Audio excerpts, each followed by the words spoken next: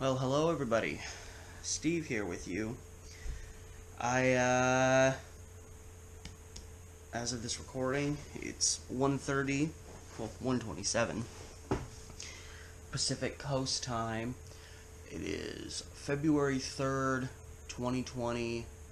Today is the beginning of the Democratic presidential primary, and I'm exhausted just thinking about it. I'm also exhausted today. I slept last night for like 10 hours. It was the first time in like 4 days that I slept well, and I woke up just practically feeling hungover, and I've only been awake for like an hour. But today, the Iowa caucus gets underway. All recent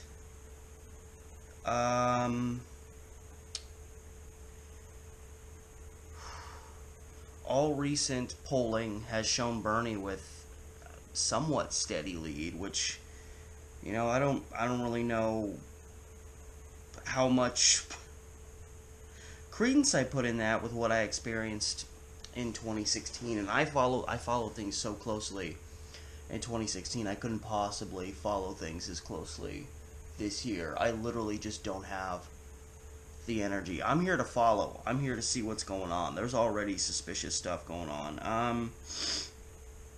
And there's ads, things popping up discussing it. And caucusing, well, yeah, this looks like a bunch of nonsense.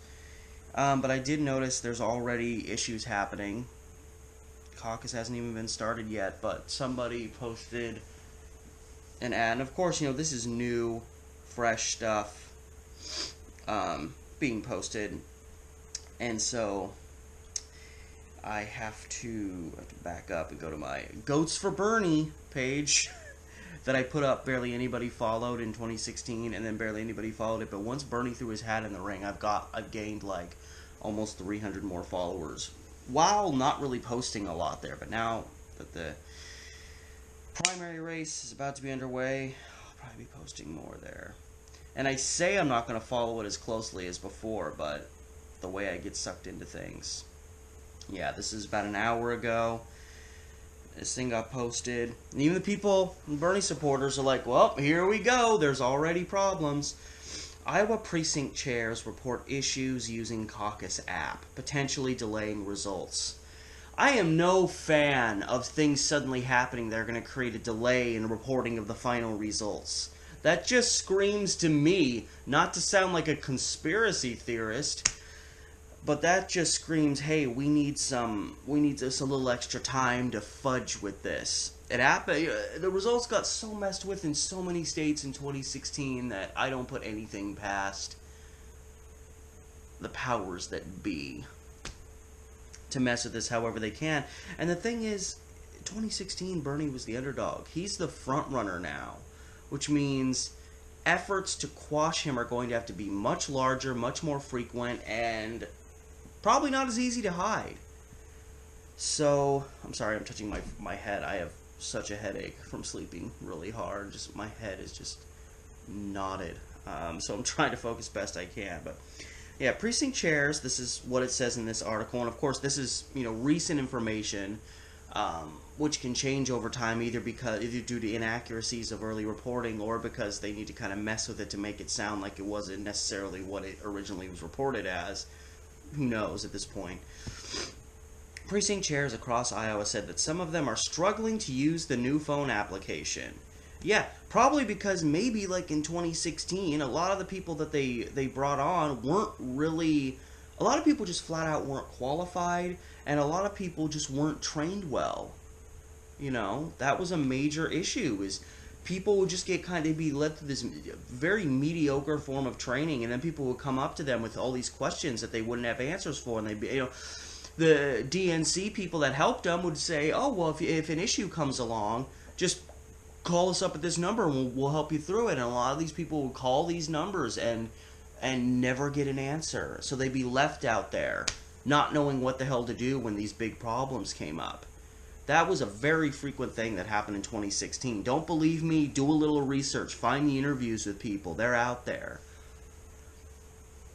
Struggling to use the new phone application for reporting Monday night's caucus results, potentially delaying the counting of the first votes in the 2020 Democratic race. The application is one of the ways local officials who oversee individual caucuses are able to send results from each of the nearly 1,700 sites to the Iowa Democratic Party, which compiles and checks the results. I don't trust that either. The app was created to improve the efficiency of reporting of results. Yeah, these things that always never work are always created with the objective of making things easier. And then they just don't work most of the time. The app is created to improve the efficiency of reporting of results, but chairs unable to use the app on Monday will send their results to the party via a call-in number. So that's probably what they mean when they say it's going to slow them down, because you can't just use an app and just go whack with the information. You got to freaking call someone and do it the old-fashioned way. The party hotline has always been available to precinct chairs. State party officials said they have no concerns that the results will be counted inaccurately. I'm sure they aren't concerned. The final tally could be delayed by a few hours because the chairs will have to call the hotline and read the results instead of submitting them electronically. Interesting. No paper trail. 4 Democratic county chairs told Bloomberg News that some precinct chairs told them that they were unable to download or log into the phone's app. There are apps made by people that barely even know how to utilize the technology. They post these busted-ass apps that you can download for free because they're busted-ass apps. But you still open them and they still work, and even if they don't work great, they still work to their end. They function. But these people can't even download or log into them. How long did you have to make this app? See, this is the crap that goes on. This is the kind of crap that went on continuously in the 2016 primaries. Was stuff just magically broke all the time, and voters would be stuck with, just stuck standing around wondering, I don't know what to do. You guys are supposed to know what's going on. Iowa caucus hasn't even started and my blood pressure is getting up. We are experiencing some issues in terms of people being able to load and connect to the app for their precinct reporting, said Brett, I'm guessing his last name is Niles, chairman of the Linn County Democratic Party. The Iowa Democratic Party said it is aware of the problems but stressed it would not affect the reporting of results. Yes, you had to stress it, didn't you? The IDP is working, Iowa Democratic Party, is working with any precinct chair who wants to use the optional tabulation application to make sure they are comfortable with it, Mandy McClure, the party spokeswoman, said in a statement. We've always been aware that many precinct chairs prefer to call in results via a secure hotline and have systems in place so they can do so. The issues reported Monday have to do with the functionality of the app, including problems with downloading and logging in, which should be 2 basic things. The state party has said it has no cybersecurity concerns over the app's issue. I find that a little interesting.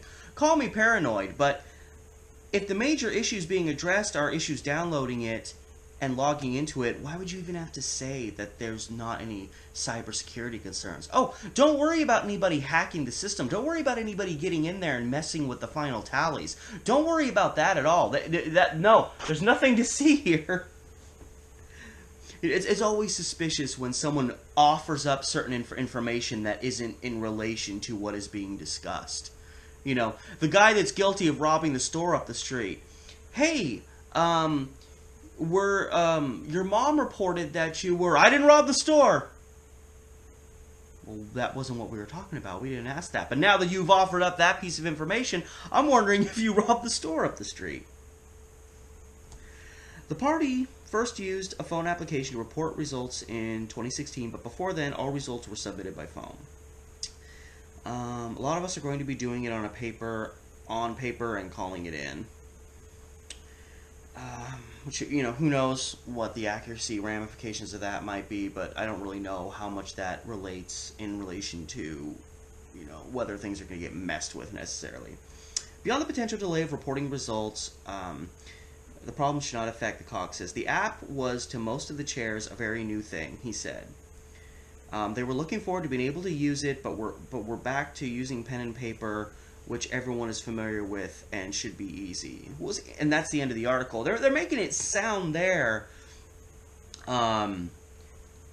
Like, the reason people aren't going to use the app is because it's new and they're kind of worried about the new technology and they're comfortable with the old pen and paper system. But again, that's not what they're saying the problem is. They aren't saying the problem is that a lot of chairs just don't want to use it. They're saying that people can't download the app or log into it.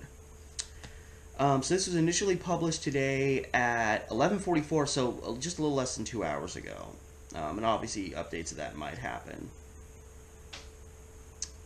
Up next, Iowa Caucus News. Where the hell are you sending me? Bernie Sanders surges ahead of Iowa caucuses today. And this was posted 1 o'clock a.m. this morning, so about 12 hours. Well, I don't know if that's Iowa time or local time for me. But so theoretically 12 hours ago. Talking about how Elizabeth Warren was once in the lead, but now Bernie is surged, which that's what things have been showing. In an Emerson poll of likely Democrat caucus goers released Sunday, so yesterday, day before the primary, I'm guessing that's Elizabeth Warren, ranked at 14%, half of the 28% support enjoyed by Sanders, who Iowa observers are predicting to win. Iowa observers are predicting to win the Iowa caucuses on Monday night. So we'll see. You know, people are already predicting him to win. I actually want to pull up and see. This is, you know, I don't have the time to really do in-depth videos on caucus stuff, so I feel like I'd rather do it in I obviously can't do it for every primary that happens. Some primary days I'm going to be at work. I'm going to have other things going on, but as long as I have the option, I'm just going to do it in a format like this where I just kind of look at and observe things that happen that day, and then, you know, maybe at the end briefly go over the final results. I just want to pull up, though, Iowa caucus poll. I want to kind of see what they're kind of saying right now about, you know, who's polling. Okay. 538. I remember these guys being around when I was looking up stuff in 2016. So our final forecast, so I guess this is mostly this, I wouldn't put a lot of, but this is 538.com, our final forecast for the Iowa caucuses. Show me your information.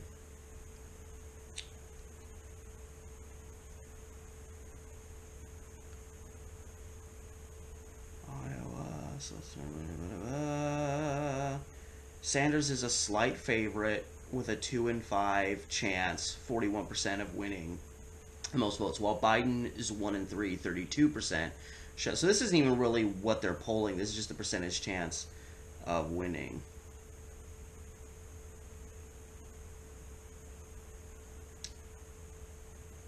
Wait, now is this is just for Iowa, or is this for the whole thing? The overall forecast continues to show, they're showing that Biden has the best chance of winning. The overall thing, not Iowa. Well, and here's the thing. It's really hard to call the Northeast, but pretty much the area directly south of the Northeast, kind of starting with, you know, Virginia, Maryland, that area, going down the East Coast and through the Deep South, that region always is super supportive of the establishment candidate, whoever says the same shit over and over again. So it's very likely that Biden's going to do very well in that area. The fact that there's more than 2 people running as opposed to 2016, where it pretty much was just Bernie and Hillary. And, you know, most of those southern states, Hillary dominated. You know, she was winning states by between 20 and 50%. You know, she dominated the Carolinas, she dominated Florida, Georgia, Alabama, Mississippi, all the way over to Texas. That was Hillary Clinton's big stronghold, and she was the establishment candidate. Now, Bernie was a lot less known then. Bernie is now right up there with Biden and Warren and all of them. So he is a little bit better known than he was in 2016. He's still not the establishment candidate, why people want establishment candidates, I don't understand. So that's my biggest concern, is from pretty much Virginia down the East Coast over to Texas, how well Biden is likely to do in that area. Because Bernie's likely to be more successful in the Midwest, the West Coast. California is obviously huge. Bernie's polling very well in California. And I mean, you win California by, 10%. And that's a massive chunk of delegates right there, even winning by a fairly narrow margin. I know with all the corruption that happened in California, but I think I forget exactly how. Hillary won California by like 12, 13%, I want to say. But the number of delegates she picked up was huge. Here we go. Let's go to the Hill. Buttigieg and Sanders rise in final poll ahead of the caucus. And this was posted around... List says it was posted 12:04 p.m. Eastern Time. Oh, that's right, because the East is... Oh, my God. I have a headache. I, for some reason, was putting the East behind us. I'm like, wait, if it's only 1:43 here, how could it be 12:04 there? It's like, no, they're 3 hours ahead of us. So this would have been posted, like, 2.5, 3 hours ago.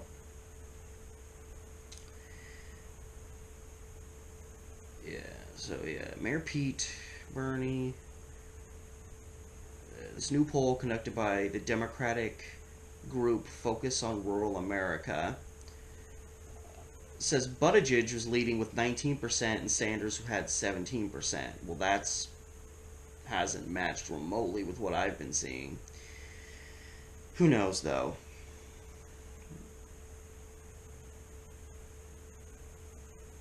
Ugh, God, I don't even like looking at Joe Biden anymore. Fucking perv.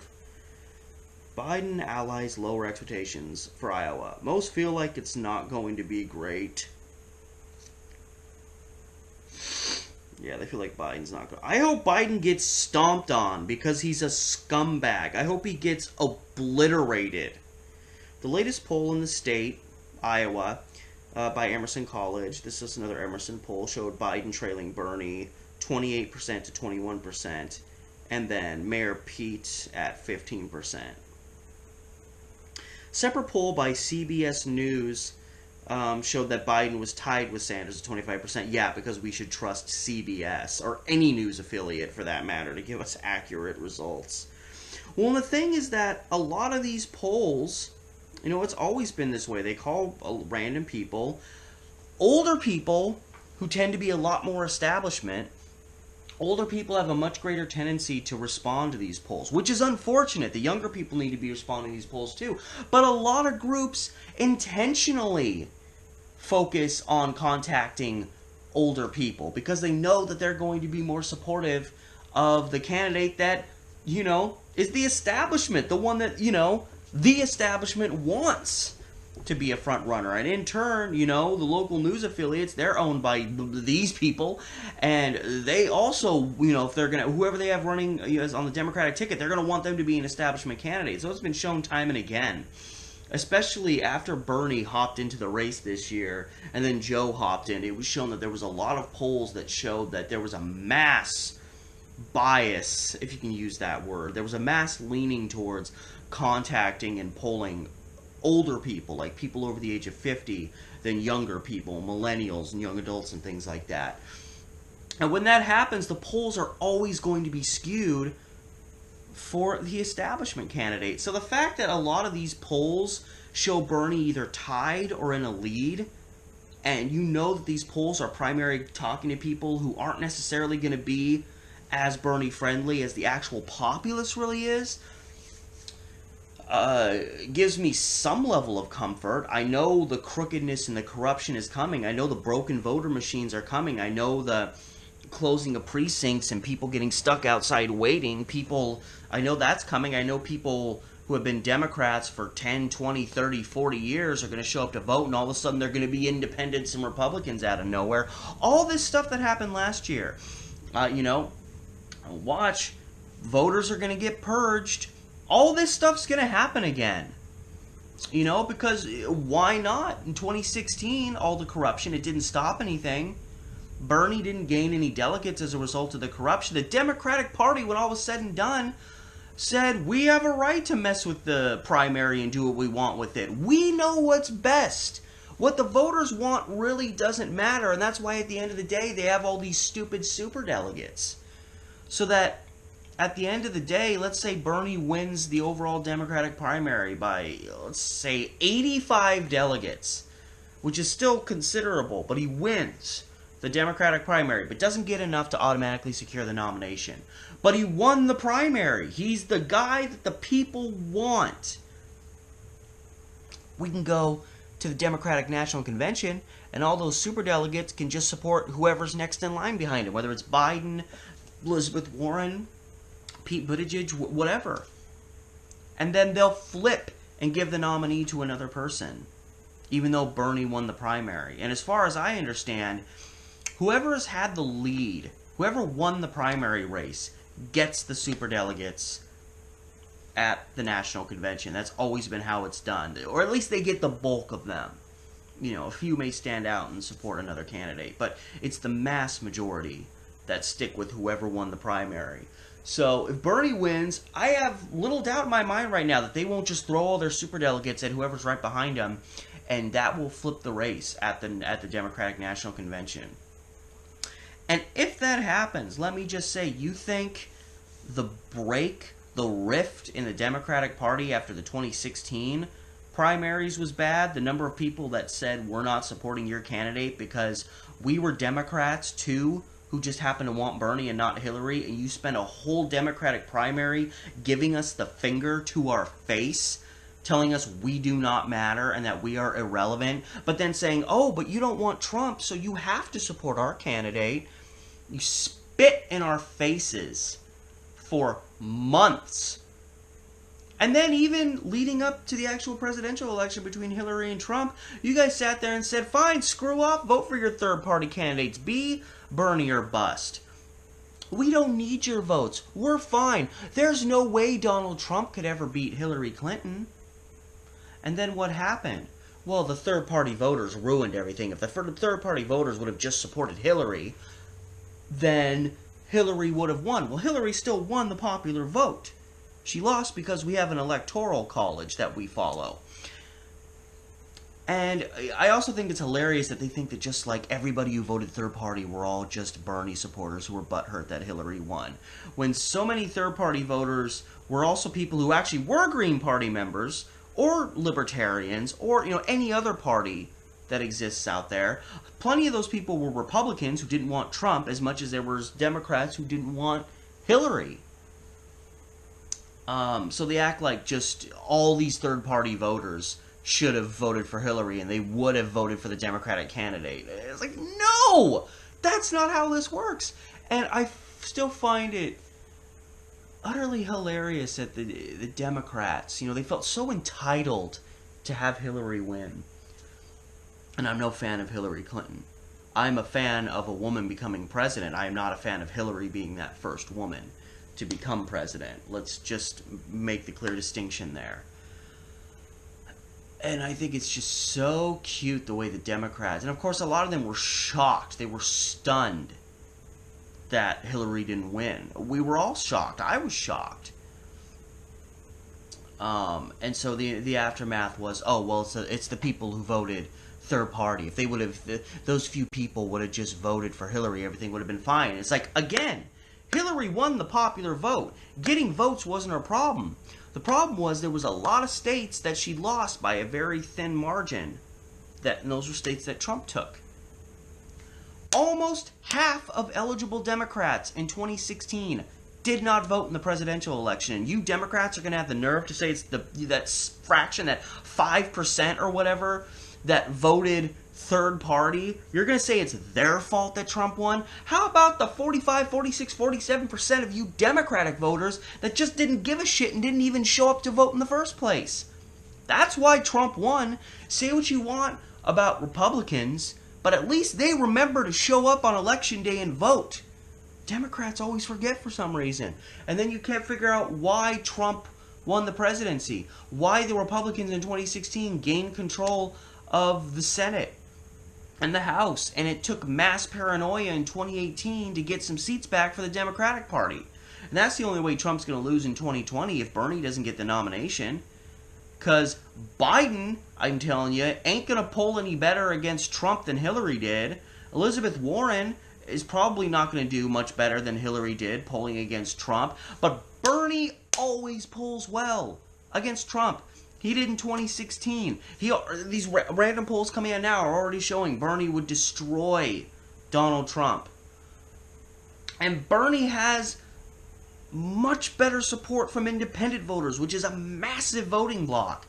Bernie has independent support light years beyond what Biden, Warren, Buttigieg, Yang, even Yang might score some independents, but Bernie is light years ahead of them, and that is a massive voting bloc that is going to be important in a presidential election, because a presidential election functions like an open primary, not like a closed primary. And if the 2016 primaries between Bernie and Hillary told us anything, it's that closed primaries benefit the establishment candidate, whereas caucuses and open primaries more benefited Bernie.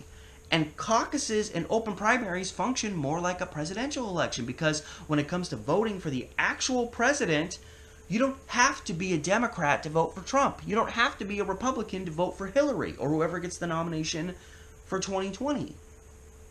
So there was all these signs that Bernie would have won over Trump in 2016, regardless of the fact that we'd be relying on the Electoral College and not a popular vote. And the same still stands today. Bernie has such a substantial advantage over all of these other candidates. Not just in what he wants to do, the fact that he'd be a considerably better president than anybody else running on the Democratic ticket right now, but he stands now and always has the best chance of beating Trump. And that's what I keep hearing Democrats say. What is super important? We need a candidate that can beat Trump. But for some reason, they always think Bernie's not that person, even though in poll after poll it shows Bernie is a substantially better candidate to run against Donald Trump than the rest of these candidates. It's literal insanity. You see the proof right in front of your eyes, and yet you continue to go the other way and vote for what you've been comfortable voting for the last several election cycles, and then you sit there and watch as nothing ever gets better. And you wonder why people who support Bernie, like me, go a little insane come election time. It's because this is the stuff that keeps going on. I wasn't planning on ranting for that long, but stuff starts happening. Alright, so Iowa caucus, it's a dead heat with 0% reporting. It says results are expected around 5:30 p.m. Pacific time, so about 3.5 hours from right now, the results are going to start coming in. So, sometime, a couple hours, I'll get back to you. It's now 5:04. I just realized my girlfriend's getting off work. She'll be probably home right about the time they start reporting, so I don't know how much video I'm going to be doing while that's actually going on, because my girlfriend's family's out of town. We don't get to spend a lot of time in a quiet household with just the two of us. Actually, when the last Iowa caucus happened, almost 4 years ago to the day, we were on the Oregon coast, coming home from, we left for the weekend for her birthday, and we kind of did this road trip thing. And we were on our way, we were heading north, we were almost to Newport, kind of right in the middle of the Oregon coast. And we stopped off at the Rogue Brewery. And right when we were about to get there, we remembered, oh crap, the Iowa caucus is tonight. And so when I first started looking, they had like half the precincts reported. It was dark outside. And we went to the Rogue Brewery and we ate and we had a great meal, but I mean, it was like constant refreshing of the results as they were coming in. That was really all we had going for us, was just tracking the results of Bernie, Hillary, and O'Malley was still in the race at that time. And one of the things I remember was when I first saw the results, Hillary was up 53 to 47 percentage-wise, so 6-point lead overall and about halfway reporting. And from that moment on, Bernie kept closing the gap and closing the gap and closing the gap. And I remember 91%, it was 91% of the precincts were reporting, which means there were still 9% that hadn't, almost a tenth, that weren't reporting yet. And Hillary's lead was literally 0.2%. It was practically a dead heat. And I heard over the radio them say, oh, well, Hillary's about to go up and do her, like, victory. She's going to go up and do a victory speech for winning Iowa. With 9% still unreported, and you had a 0.2 percentage lead, and as more precincts were reporting, the lead was getting... She did not have Iowa wrapped up in any way, shape, or form. And all I remember thinking was, you do not do a victory speech unless you are dead certain you're going to win. Imagine the embarrassment of you doing a victory speech. You know, when Dewey, we're talking, it was 48, Dewey claiming victory over Harry Truman. And then Harry Truman had the thing, you know, and it was like everyone thought Dewey won, but Truman had actually won, and they made a big deal out of that. It's a massive, especially it's the first state of the primary, and you claim victory and then lose. Hillary did not have that primary wrapped up, so I was like, why is she going to do a victory speech when it isn't wrapped up? And knowing the corruption further on down the road that I saw over this primary, you know, I thought, you know, obviously she knew something that we didn't know. And lo and behold, from that moment on, that Bernie lead that he literally closed to almost nothing, he never got any closer after that.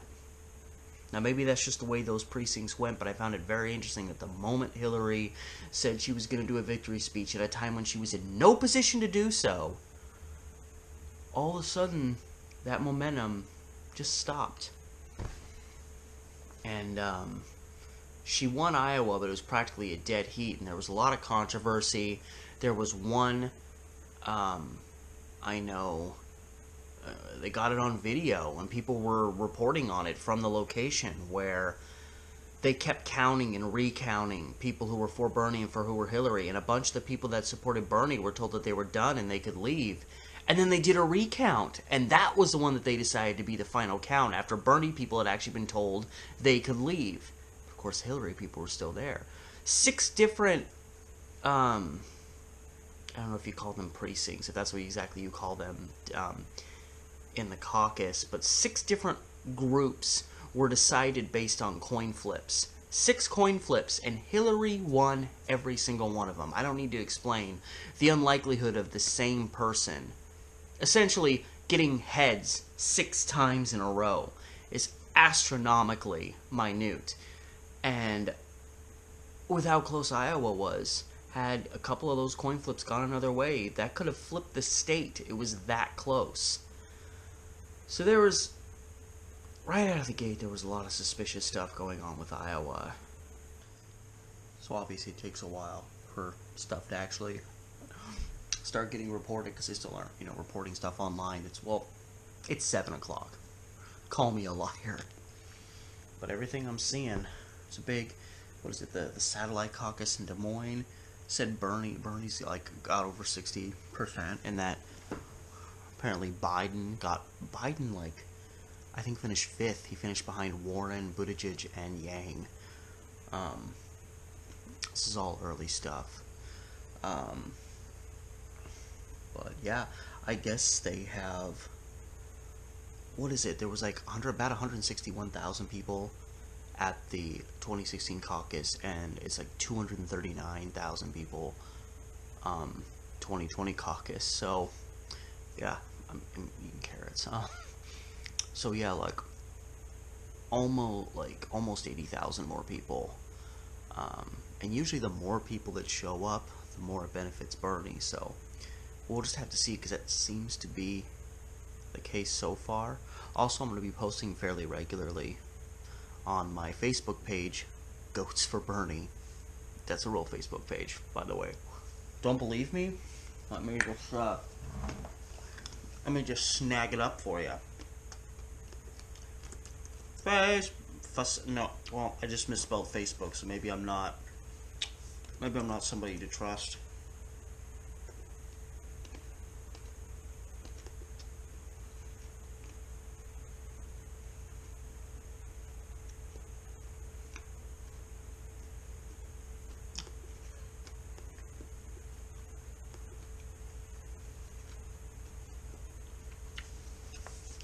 Boom. Goats for Bernie. Also, you may have noticed, backside, I actually have some new stickers. This is from 2016. Covering my Apple logo. I need to get my other stickers on this. I almost took this off because I was doing a movie that I knew I was going to have to use this as a prop. I didn't want you to see the Apple logo, but I couldn't bring, I didn't have the heart to take off this sticker that's been on this computer since the start of 2016, so I just put a white piece of paper over it. The Apple logo still showed through all of it.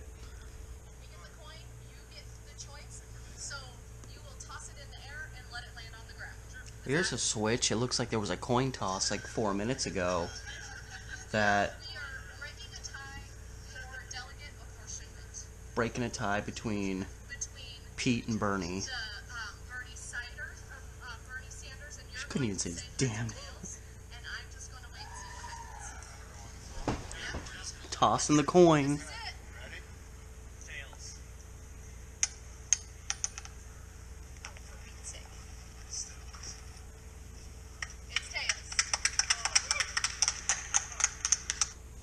So, funny.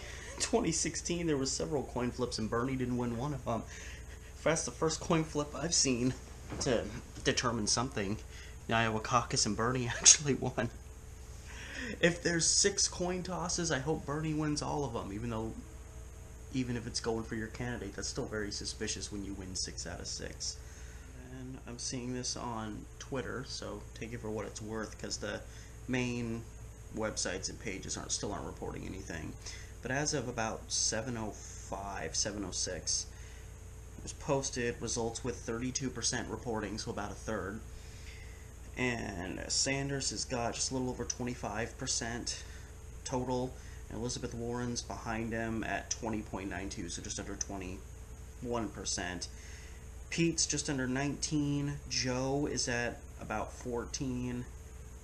And yeah, things aren't going well for Joe. I mean, again, I want Bernie, but if for some reason that doesn't happen and it comes down to like Elizabeth Warren, Pete Buttigieg, and Joe Biden behind him, Joe Biden's the one I want the least because he's screwed up. We do not need another old lunatic running against another old lunatic for power over the country in the next coming 4 years after the next presidential election. 7:13, 28 minutes ago.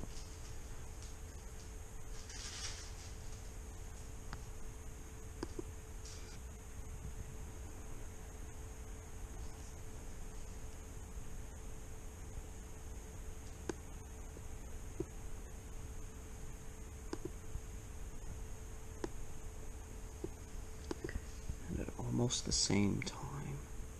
So we fast forward way ahead, and it's almost midnight here on the West Coast, which means it's the early morning hours in Iowa. And by now we've all pretty much seen what's happened. Got about 2% of the precincts reported, and then suddenly it was stopped, and all this internal stuff starts happening. And I've seen a bunch of people saying that the reason that this drama is happening is because of Bernie Sanders. Like, this is the type of thing Bernie Sanders was pushing for, and it was creating this. And I'm like, excuse me, how is it Bernie Sanders' fault that the DNC wants to do this random internal analysis thing, whatever it's supposed to be? It's a bunch of nonsense. So yeah, I've just been sitting here constantly pulling up my Mac looking for stuff that ain't gonna come up. Now it looks like they're saying, oh, well, sometime tomorrow, which in Iowa it is tomorrow. we'll eventually get these results out. So they're just sitting at nothing, and we're seeing variations on things. And funny because the results being presented by some outlets and then, other numbers being shown by like the New York Times weren't even quite matching up with each other. But, it's early, who knows. But Bernie, a little while back, they created and they have their own app to keep up with the information. And interestingly enough, their app actually works. And call me biased, but I actually trust what they're reporting. Are they any less trustworthy than anyone from the DNC, pretty much? So yeah, I've just been constantly So I've just been scanning Twitter, and of course the big thing that's going around a lot is this Pete Buttigieg comment where it was like, we're making history tonight, we're gonna go to North Carolina, we're heading to New Hampshire victorious. And I haven't seen any of this. I'm just seeing people reposting it all over the place as him declaring victory when practically no results had been posted. Again, I didn't see it, so I don't know if it was objectively looked like he was declaring victory, or if it's more like they did better in Iowa than they expected, so it's like a victory for them. Just putting that out there as a devil's advocate thing, because I don't know. But, just a little while back, Bernie's group put out their information, and this is, it says, where is it? Right up here with the results from nearly 40% of precincts in Iowa. So this is almost half the stuff. And at their point, all the names are here. You got Bernie at 29.66%, almost 30. Elizabeth Warren's at almost 21.25, and then Pete is a little over 24.5. So Pete's in second, Elizabeth's in third, Bernie's in first according to this information. He's got about a 5-point lead on Pete Buttigieg, and you got Joe Biden here coming in at 12.37%, so Bernie's more than doubled him. They have Amy... I'm sorry, I've never actually heard anybody say her name before. Is it Klobuchar? Because that's what I've always thought based on the spelling. I apologize if I'm getting that wrong. Right behind Joe, literally barely, less than 1.5% behind. And then Andrew Yang, Tom Steyer, and Tulsi Gabbard getting, next to nothing. But this is what they're reporting as of now. And at 40%, this is probably going to be a pretty good representation of what the final numbers will look like. Of course, everything's gotten stopped and delayed, and Lord only knows what's going on right now. And of course, Joe Biden got, wiped out in this first one. So I've seen reports on here of him and his group saying, "Oh, we want these results analyzed. These don't seem right." And it's like, yeah, well, you got your ass beat. So I'd probably be doing the same thing.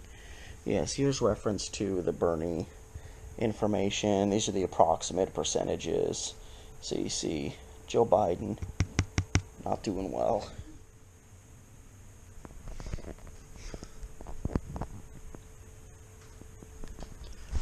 Following day. Oh boy.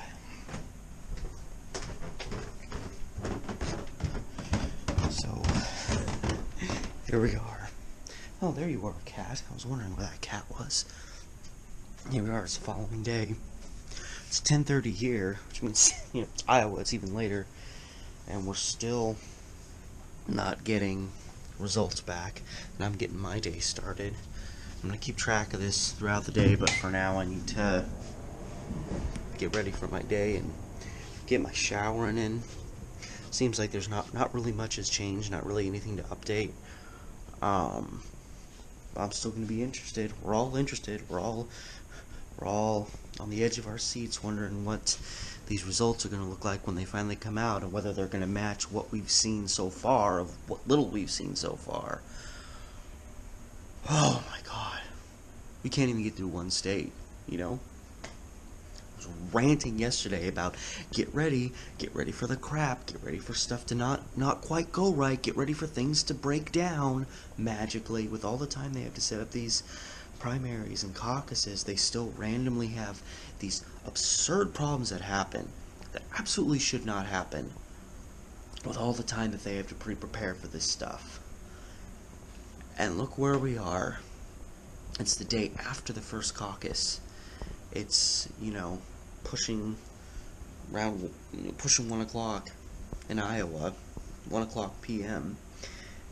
This stuff started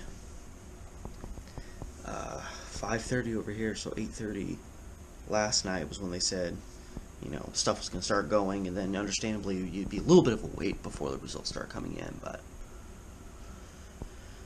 8:30 to, it's probably about a little after 12:30 in the afternoon, so it's now been 16 hours since precinct results are supposed to start coming in, and we're still sitting here with a blank slate from, or at least in relation to the official numbers. So I don't trust, this is why I talk about this stuff. I don't trust any of this crap. Why would I? After what happened in 2016, why would any of us trust what's happening right now, and that it's all going to come out perfectly fine in the end?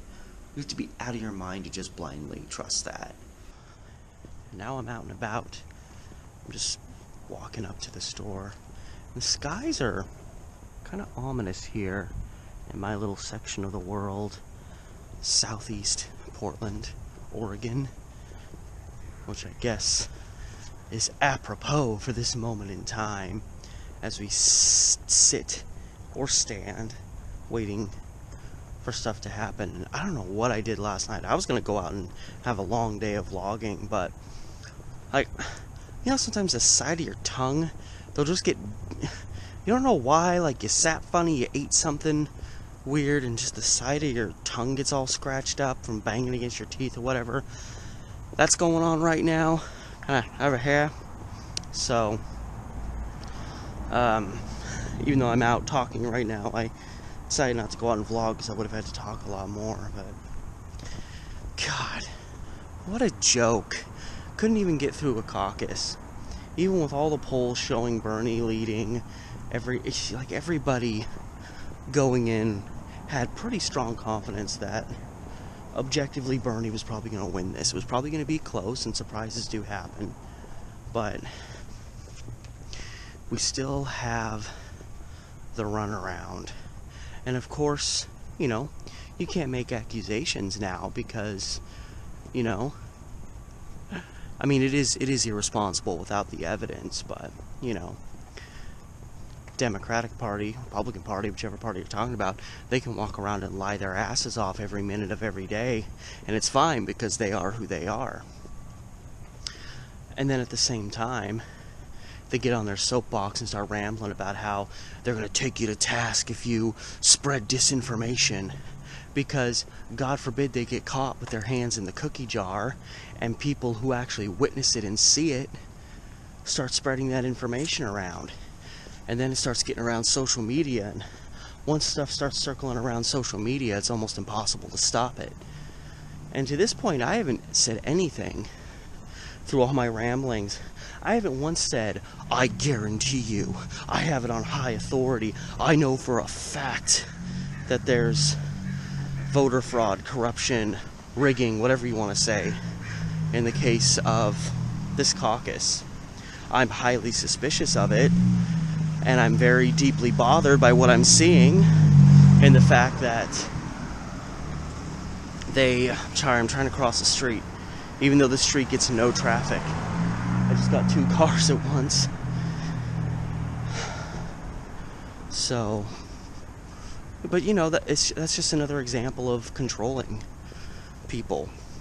Make it so anything the DNC doesn't want to get spread or doesn't want you to hear, whether it's right or wrong or accurate or a lie, they say, hey, it's typical. It's government scare tactics. You spread disinformation and we will hold you accountable. Well, even if you spread something that's proven, you can say, hey, this just happened. I have a video of it. I have a picture of it. I have numerous other witnesses who saw this with me. Even if you're just one witness to something all by yourself, but they can't disprove what you say. They don't give a shit. They'll take you to task. They'll shut your mouth up. They'll get you to be quiet. So, all I know is everything we saw last night, whether it was the few results that were released or Bernie's campaign, which I'm so glad they were prepared with their own app and they had their own people going around the various caucuses, checking the results and taking them themselves. Somehow Bernie's camp was able to correlate and get these results together and have one little document sent out, within hours of the thing starting. And yet here we are, the bigwigs, still can't even get any results released. And it's the afternoon of the following day. So everything we've seen so far shows Bernie winning, Pete Buttigieg in second with Elizabeth Warren right behind him. And then it's kind of a duke out for fourth and fifth. And then after that, there's a massive gap with Andrew Yang being in sixth, but getting a very small fraction of support. And it's, people didn't really criticize caucuses in the way they worked. And now everybody's all pissed off about caucuses. And a lot of it, I think, is just that we all want, we all been waiting 4 years for this, and we all want results now. And now suddenly everyone hates caucuses. Well, let me tell you something. Bernie did a lot better in caucuses than he did in primaries, but that's because primaries are a lot easier to control. And, it's not Bernie's fault. Everybody wants to find some reason to blame Bernie for this. This is the Democratic Party. They're the ones that chose to utilize this app that didn't work. They're the ones that have decided to delay the release of results so they can check everything and make sure everything's accurate. This is all the DNC's work. But you still gotta have a scapegoat. Still gotta make Bernie the guilty party, even when it makes absolutely no sense. So we linger and we wait. And, one of the things that I do dislike about caucuses is this whole, in some cases this has been to Bernie's benefit, but this whole, people show up. A lot of people don't even really know who they really want to support. But then you have a bunch of people that show up supporting certain candidates, and then they don't get enough votes for their candidate to be viable, so they just shift over to another candidate. And half the time it's just them being kind of pushed and manipulated. I know there were people there campaigning for candidates that aren't even running anymore. Which, if that's what you want to do, that's fine, but there were reports that people whose candidates were non-viable in their precincts, they shifted over to Cory Booker. There was Cory Booker, I guess, representatives there that were bringing people over who had voted for candidates that weren't viable. And I'm wondering how many of these people even knew that Cory Booker wasn't even a candidate anymore. And if they even realized that they were throwing their votes towards someone who's not even running. I doubt these people that were representing him were leading with, hey, I'm representing Cory Booker. He's not running anymore, but let's say you vote for him anyway. It'll be fun.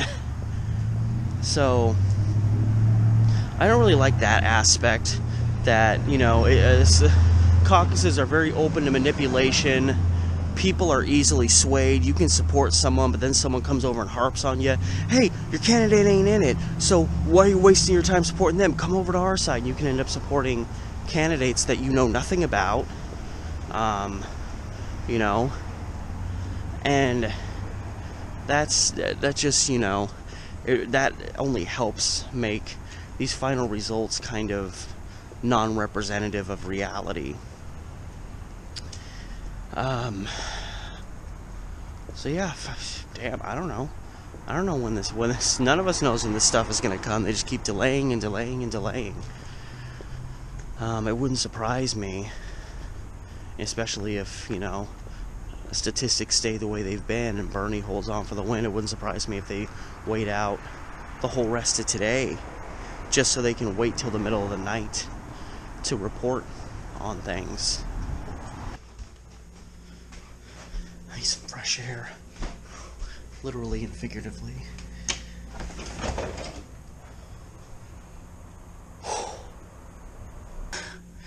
Okay, so it's 1:40 Pacific time, so it's 3:40 in Iowa, and they say at about 4 p.m. the results are supposed to start coming out.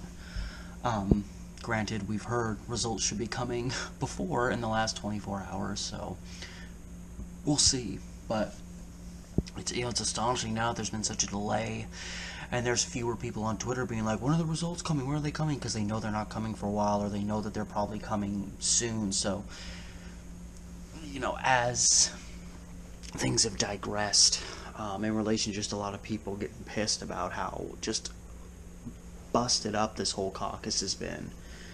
Again, this is the first state out of 50. Technically 51. Puerto Rico has a primary as well. And just, yeah, the anti-Bernie trolls are just coming in, just full. I mean, every other thing I'm seeing on Twitter is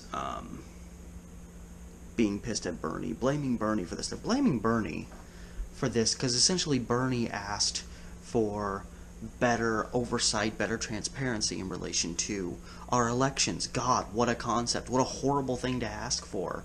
So, because he wanted that, that is being twisted and manipulated and being made to make it like because things are getting delayed and because they're doing this oversight into it, that somehow that's just them following what Bernie wanted. Well, this check that the DNC is having done on the results, that has nothing to do with Bernie. That wasn't just already in place because Bernie asked for something a while back. That wasn't in the plans. That suddenly came up out of nowhere yesterday after we got past the point that they said they were going to start officially releasing results, and then like 2% of the stuff got reported and they were like, boom, cut it off, total blackout, and now we have to do this quality check on everything. It had nothing to do with Bernie Sanders. The app that they created that was supposed to make things easier and make things get reported faster, and then that busted up and didn't work, and now it's taking longer than probably the Iowa caucus has ever taken to get the results in. That has nothing to do with Bernie Sanders. All of these delays are because of stupid shit that the DNC did and has nothing to do with Bernie Sanders. But they're coming on here and they're attacking him at will, and there's trolls on social media left and right. I mean, they're always there, but I'm just saying they're there. They're still there.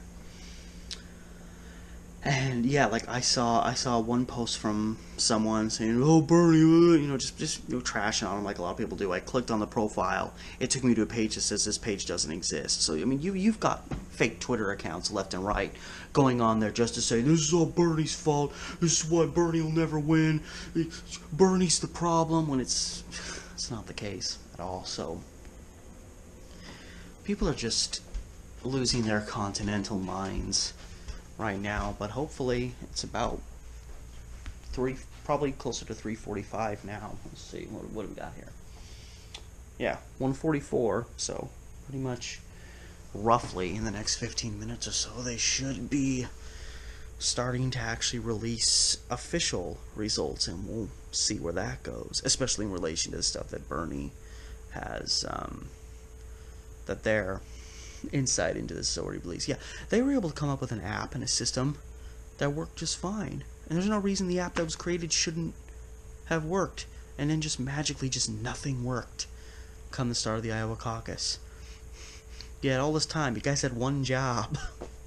Alright, well, it's 2:05, which means it's 4:05 in Iowa, and because clearly this election cycle has proven to be if nothing else, efficient and expedient. I'm gonna see if stuff's like now. This is the New York Times one. This is the one where they started putting up the results, almost 2% reporting, and then took them out because of the quality control effort. So I'm gonna refresh the page, and I'm wondering how quickly results will come in, because the idea is that the caucuses are done. So they do their whole quality check thing, and then like, do they release them all at once, or does it still? Are they gonna still funnel them through, almost like it's an ongoing thing? I don't know. All I know is I'm about to refresh this page and see if anything's happened.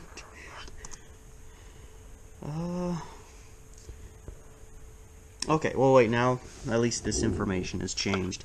The Iowa Democratic Party has said it plans to release the majority of results that it has at 5 p.m. Eastern Time, so it looks like I have another hour. Okay, so now I'm really confused. It's 2:10 now. It's been 5 minutes. And, you know, still seeing nothing reported. Oh, yeah.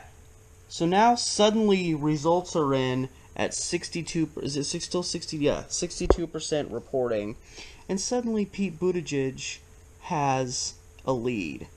Now this is showing 36,000 to 33,000. Isn't this interesting?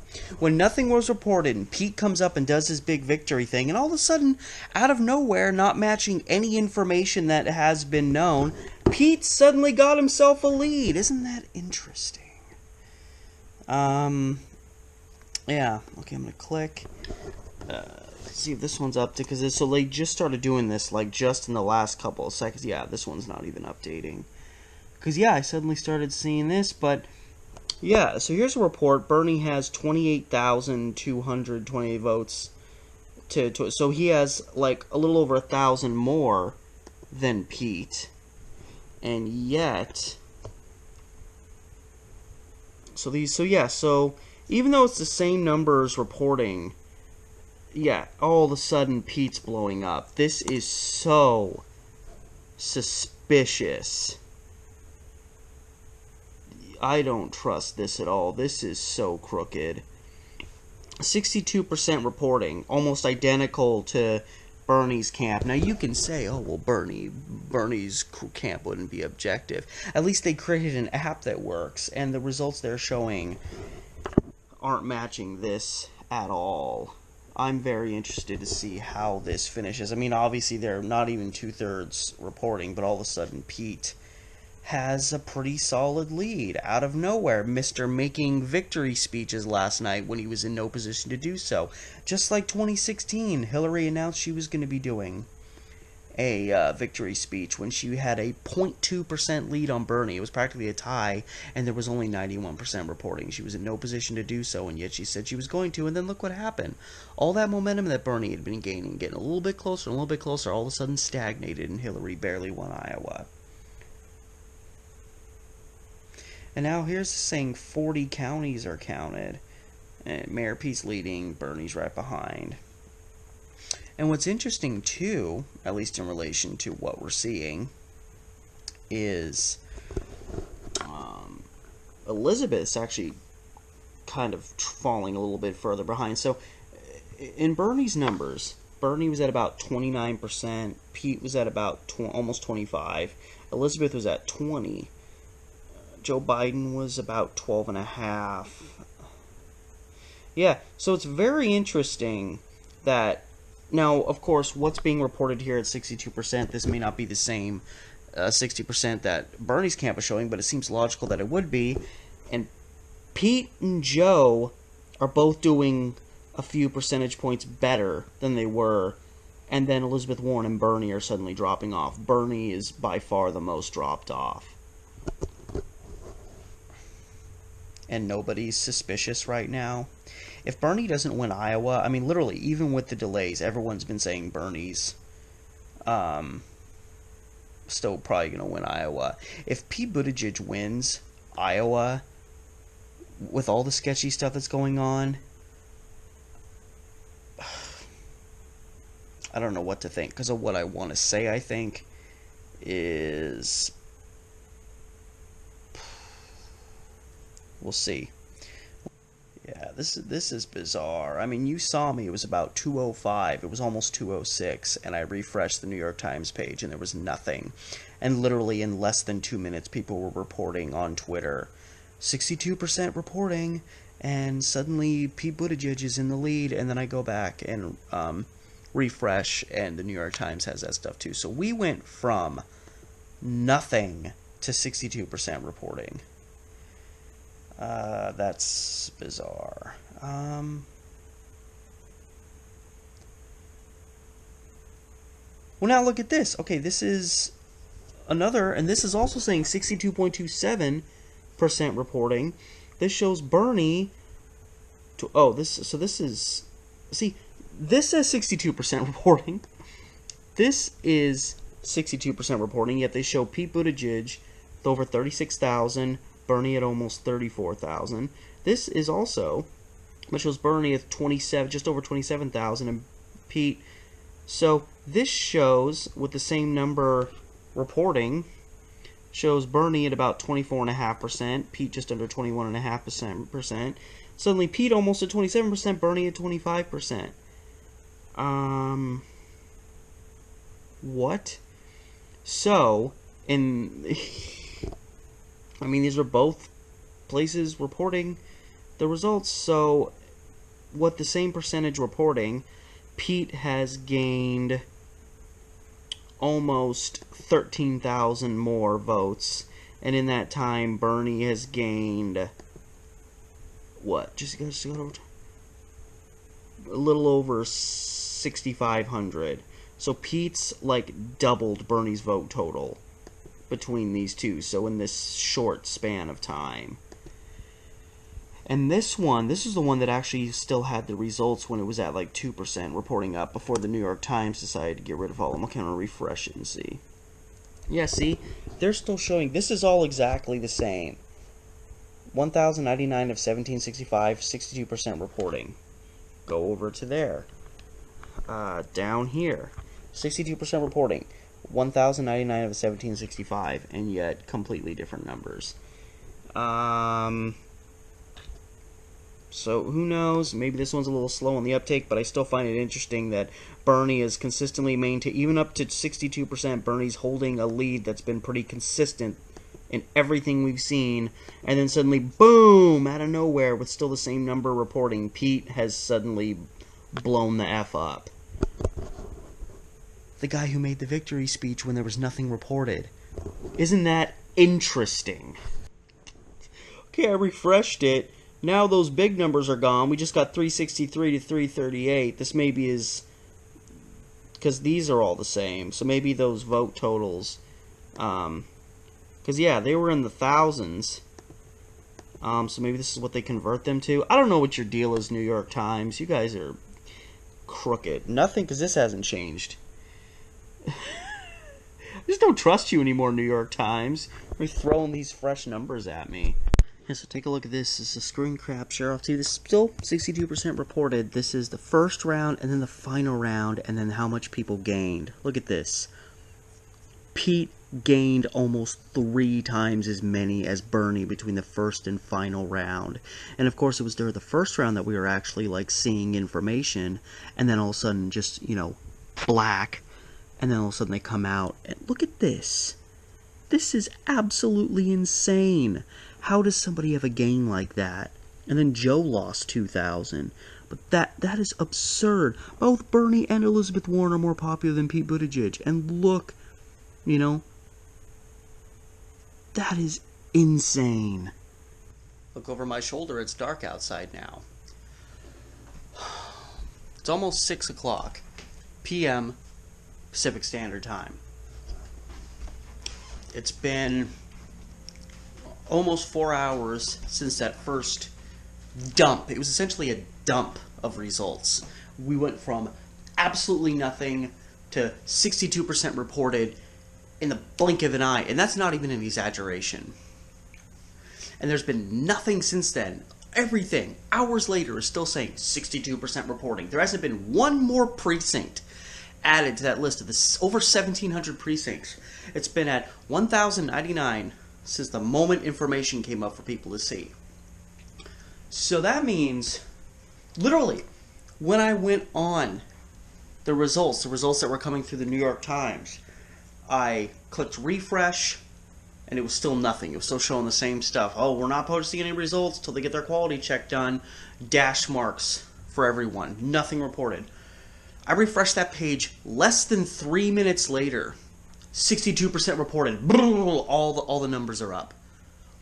In less than 3 minutes, it went from nothing reporting to 62% of the precincts. Almost 2/3 were reporting results. So they could get that to happen that quickly in less than 3 minutes. But now it's been over 3 hours later and nothing added on. What is going on? What is going on? How do you get that much up in the blink of an eye? Shouldn't it pretty much all be coming up relatively quick since the caucus ended last night and you started doing your quality check pretty much while caucusing was still going on? Hours and hours and hours, almost a day ago. It's been almost a day. And you're telling me that just magically all at once, over 60%, were suddenly ready to just go up, and then not one other precinct the quality check has been finished on? Or what? It's absolutely insane. Suddenly nothing's going up. And something that people have noticed are a lot of the places, and I noticed this, I literally cycled through each county to see which ones who was doing better in. And obviously, the bigger, more populated the county is, the more precincts there are. And in the places that had the largest number of precincts, places that had 40, 50, 60, 70, 80 precincts, as opposed to these more rural counties that had 5, 6, 7. Bernie was in the lead in practically all of those counties. And a lot of those counties, only like a half to like 2/3 of the precincts have even reported. That means to me, there's a lot of Bernie votes out there, or at least caucus votes, that still haven't come through that are going to be part of that last 38%. And that's what a lot of people are theorizing, is the reason they're taking so long to post the rest of this stuff is it's probably going to be to Bernie's advantage. And it doesn't matter, because even right now, Bernie has more total votes than Pete Buttigieg. I mean, all of them, but more than Pete Buttigieg, who's he's in, this close race with. And yet, based on what I've seen of the delegates, they've both been awarded 10 at this point. It's absolutely insane what's going on. And they showed the math, and from the first run to the second run, Bernie gained about a little over, or it was around 1,100 more. Elizabeth Warren gained around 1,400 more. Pete Buttigieg gained over 3,300 more. He got more than 3 times more added than Bernie did in that second run. And Joe Biden, interestingly enough, the difference between what Buttigieg gained and what Bernie gained was little less than 2,000. And Joe Biden lost about 2,000 from the first to the second. I'm not saying there's anything nefarious there. I'm just saying the math is looking very interesting. I'm thinking a lot of these Biden people, or a lot of these people that are kind of the kind of people that would support someone like Biden, and then Biden becomes non-viable in their precincts.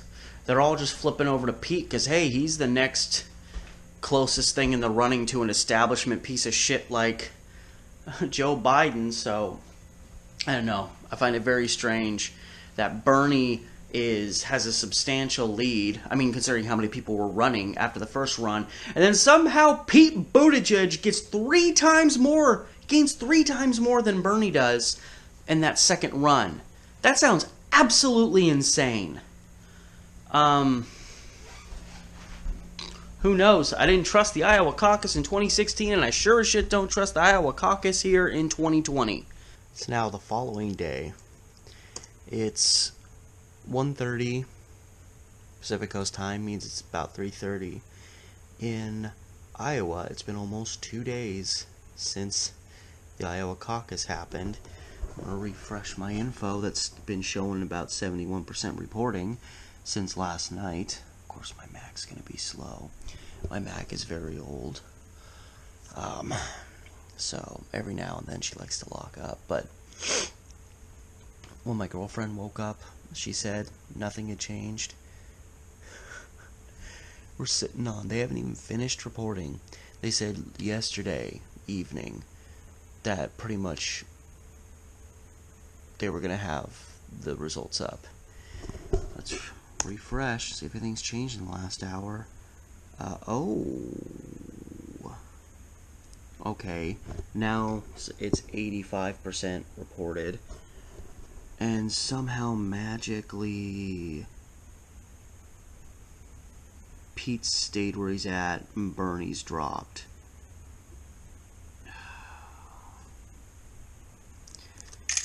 However, this isn't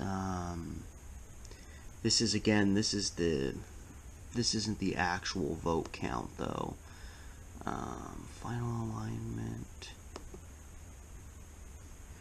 I think this is it. Yeah. 38, 30, so like 700 exactly. With about, 268 precincts still yet to come. So this is a recent update. We're still, 85% reported now. Well, and this is showing them closer. This is showing about a 0.5% difference in them, but showing Pete's past Bernie now in the overall vote total. Yeah, it's just funny, it takes them for frickin' ever to release any of these results. It's been almost 2 days. And every time they release results, somehow Mayor Pete's lead expands against all prior known information and any kind of logic and reason. Well,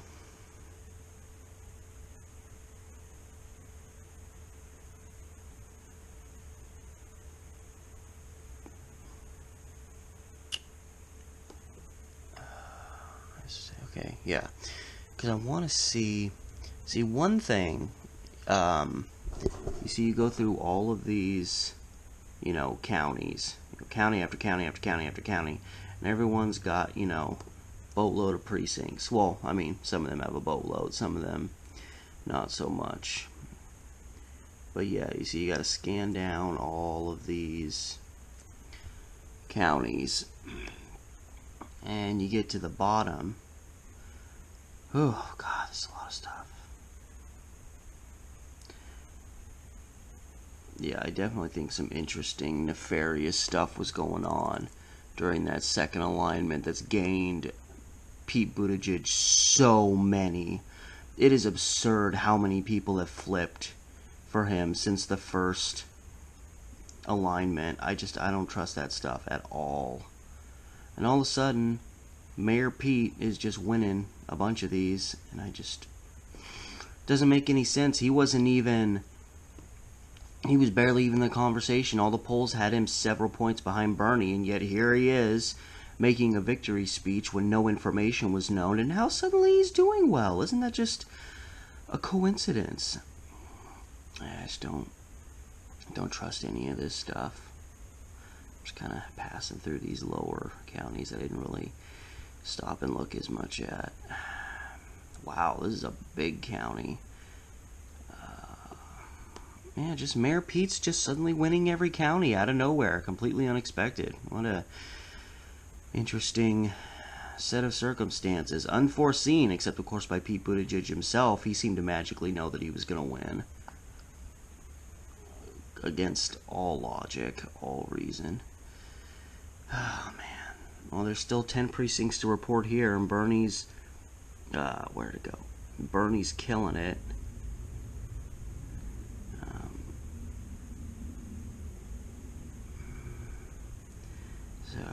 But yeah, you keep going, Oh, hurting my neck doing this.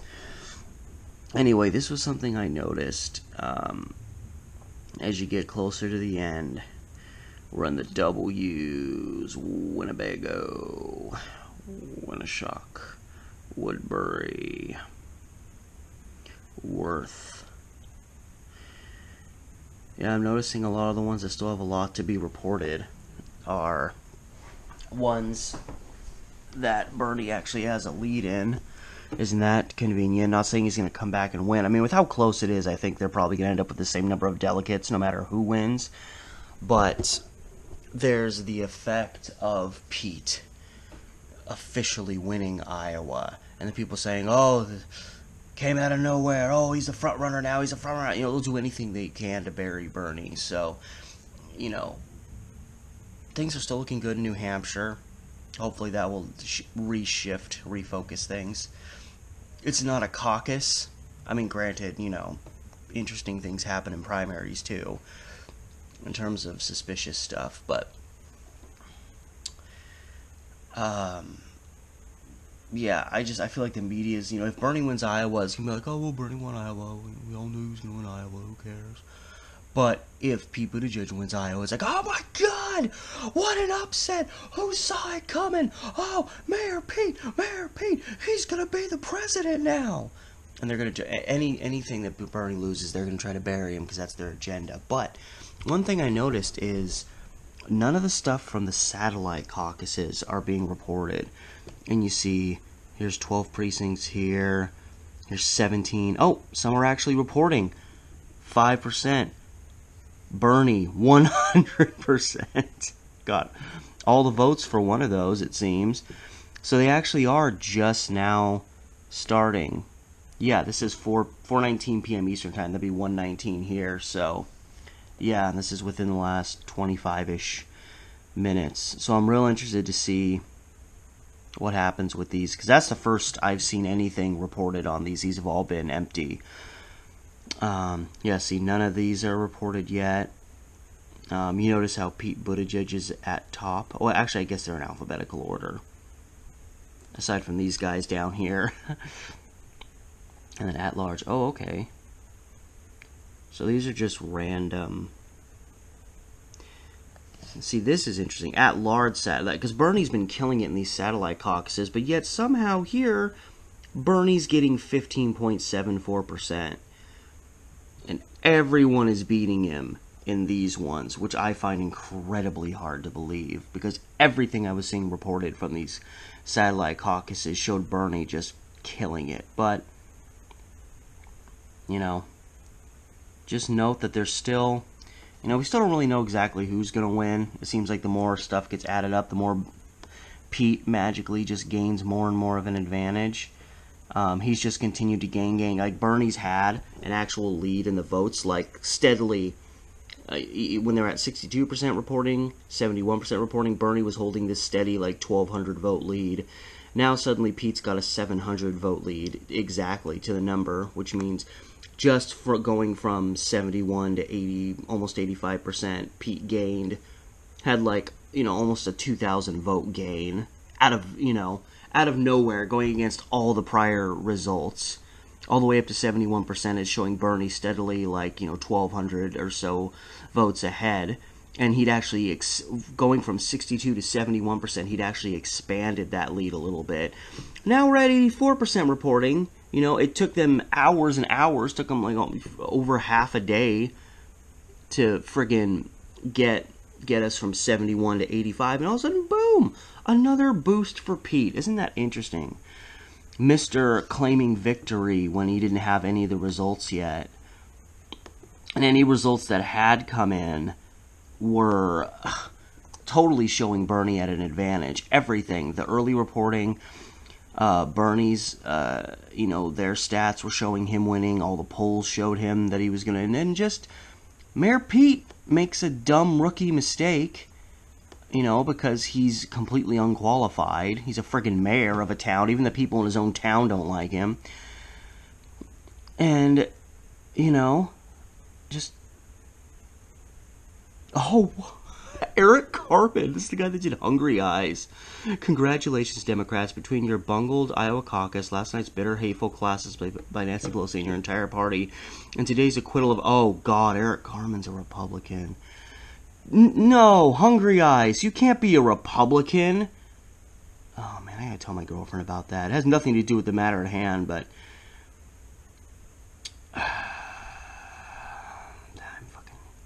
Yeah, and we're gonna all act like Nancy Pelosi's a queen now because she ripped this paper up Yeah, where was that kind of attitude when he was asking for war funds?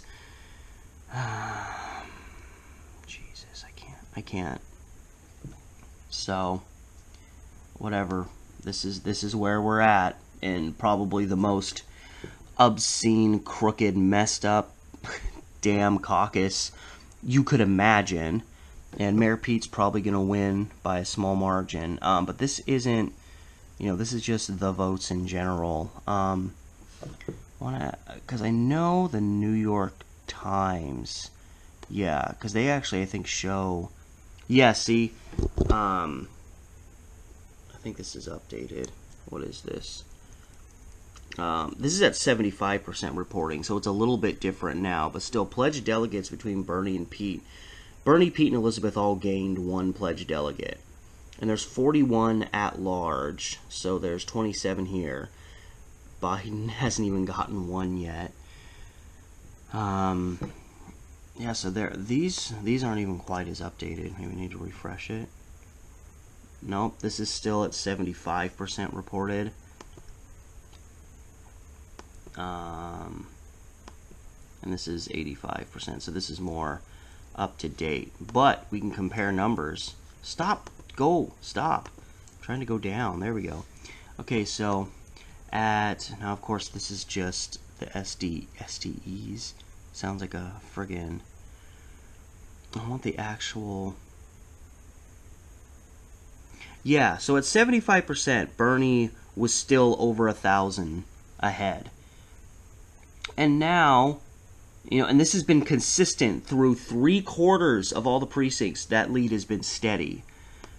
And now suddenly Pete's up by 700 with just, 10% more reporting. I want to look at the math on that real quick. So you got the math here. These numbers at the bottom are where they were at 75. This is Bernie over here, by the way. This is Pete. These are the numbers they were at 75% reporting. This is what they're at now. So taking where they're at now, minusing where they were at 75, will show how much each has gained since the most recent 10% reporting. So Bernie, who again has been steadily holding an overall lead, which means he's been steadily getting as much, if not more, than Pete all through this thing. Minus 34, 235. So Bernie had a gain of 3,764 in that span of, the most recent 10%. So following the numbers that have stayed consistent through 75% of this, this thing, I can't even call it a caucus anymore, Bernie's maintained a slight lead. So, honestly, if this was valid, the most I could see Pete gaining during this period would be, maybe 3,900 at the most, not even 4,000, if the numbers are staying consistent. So, yeah, we're talking less than 4,000. 5,500. Exactly. Sorry, I'm trying to hold the camera. Yeah.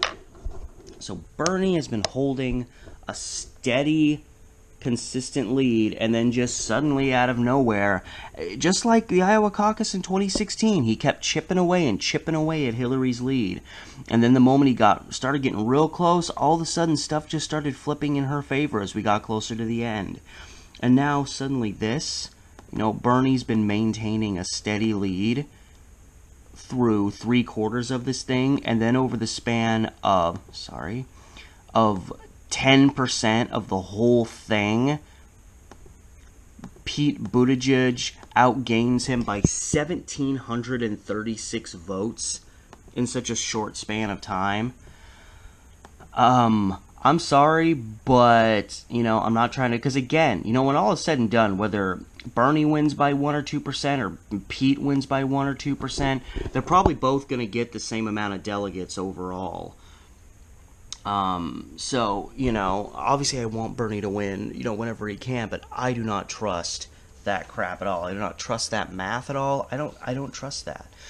Even before the results were coming in, what reason do we have to trust what results were going to come through from this obscene thing. The caucus happened almost 48 hours ago, and they're still not finished giving us results. This is such a shit show. Furthermore, and this just, I didn't realize I should have known something was gonna go awry. Something. Oh man, it's hot in here. I should have known. Should have known something ridiculous is gonna happen. The moment that going in, Bernie was the front runner. It was all Bernie, and then just suddenly things shifted, and I find it very interesting. There's a image that's been going around that was showing the amount of people from the first round to kind of the second alignment, and which between the two, that's when people whose candidates end up not being viable, they can shift over to other candidates. And the numbers that were showed Bernie gained about 11. It was around 1,100. It was 1,100 something. Elizabeth Warren gained around 1,400 something. Pete Buttigieg gained over 3,300. How does he gain 3 times what Bernie does? And what's interesting is, here, Mayor Pete has, like around a 2,000, a little over a 2,000 total gain in relation to Bernie in that time, while Joe Biden magically loses 2,000. I mean, I think there's crooked stuff going on, but I also think, a bunch of these, uninformed establishment voters, I mean, anybody with half a brain knows frickin' Joe Biden isn't going to do squat for us. These same people that keep talking about they want change and they want things to get better.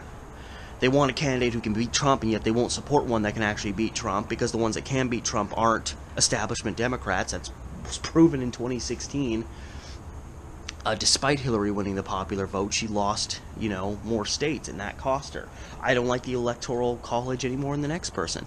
But I do find it interesting that the amount that Joe Biden lost is almost comparable to the amount that Pete Buttigieg gained, beyond what Bernie and Elizabeth Warren gained. And here's, what is the highest that Pete Buttigieg polled in any of these Iowa polls? Because I know for the most part it was mostly pretty much Bernie ahead, and one of them had Bernie and Biden tied at like 25%, and now Pete, who would be lucky to break 20% in the caucus, is now up 26-27%, and Biden's down at 15%. I think a lot of people, a lot of establishment people, saw that Biden wasn't going to do it. And, God forbid you support someone like Bernie or even Elizabeth Warren, so they go over to the guy that's the next closest thing to being an establishment scumbag like Joe Biden, who's Pete Buttigieg, who has direct connections to the app that went out and started all these problems to begin with. All these problems that people keep trying to blame Bernie for some freaking reason. Well, he's a scapegoat. He's a scapegoat for everything that goes wrong. Hillary didn't win in 2016. It couldn't be that she was a shit candidate. It's Bernie's fault. Bernie should have dropped out of the Democratic primary, but no, he stuck in and he showed how weak she is, because she was supposed to run away with that nomination, and she didn't.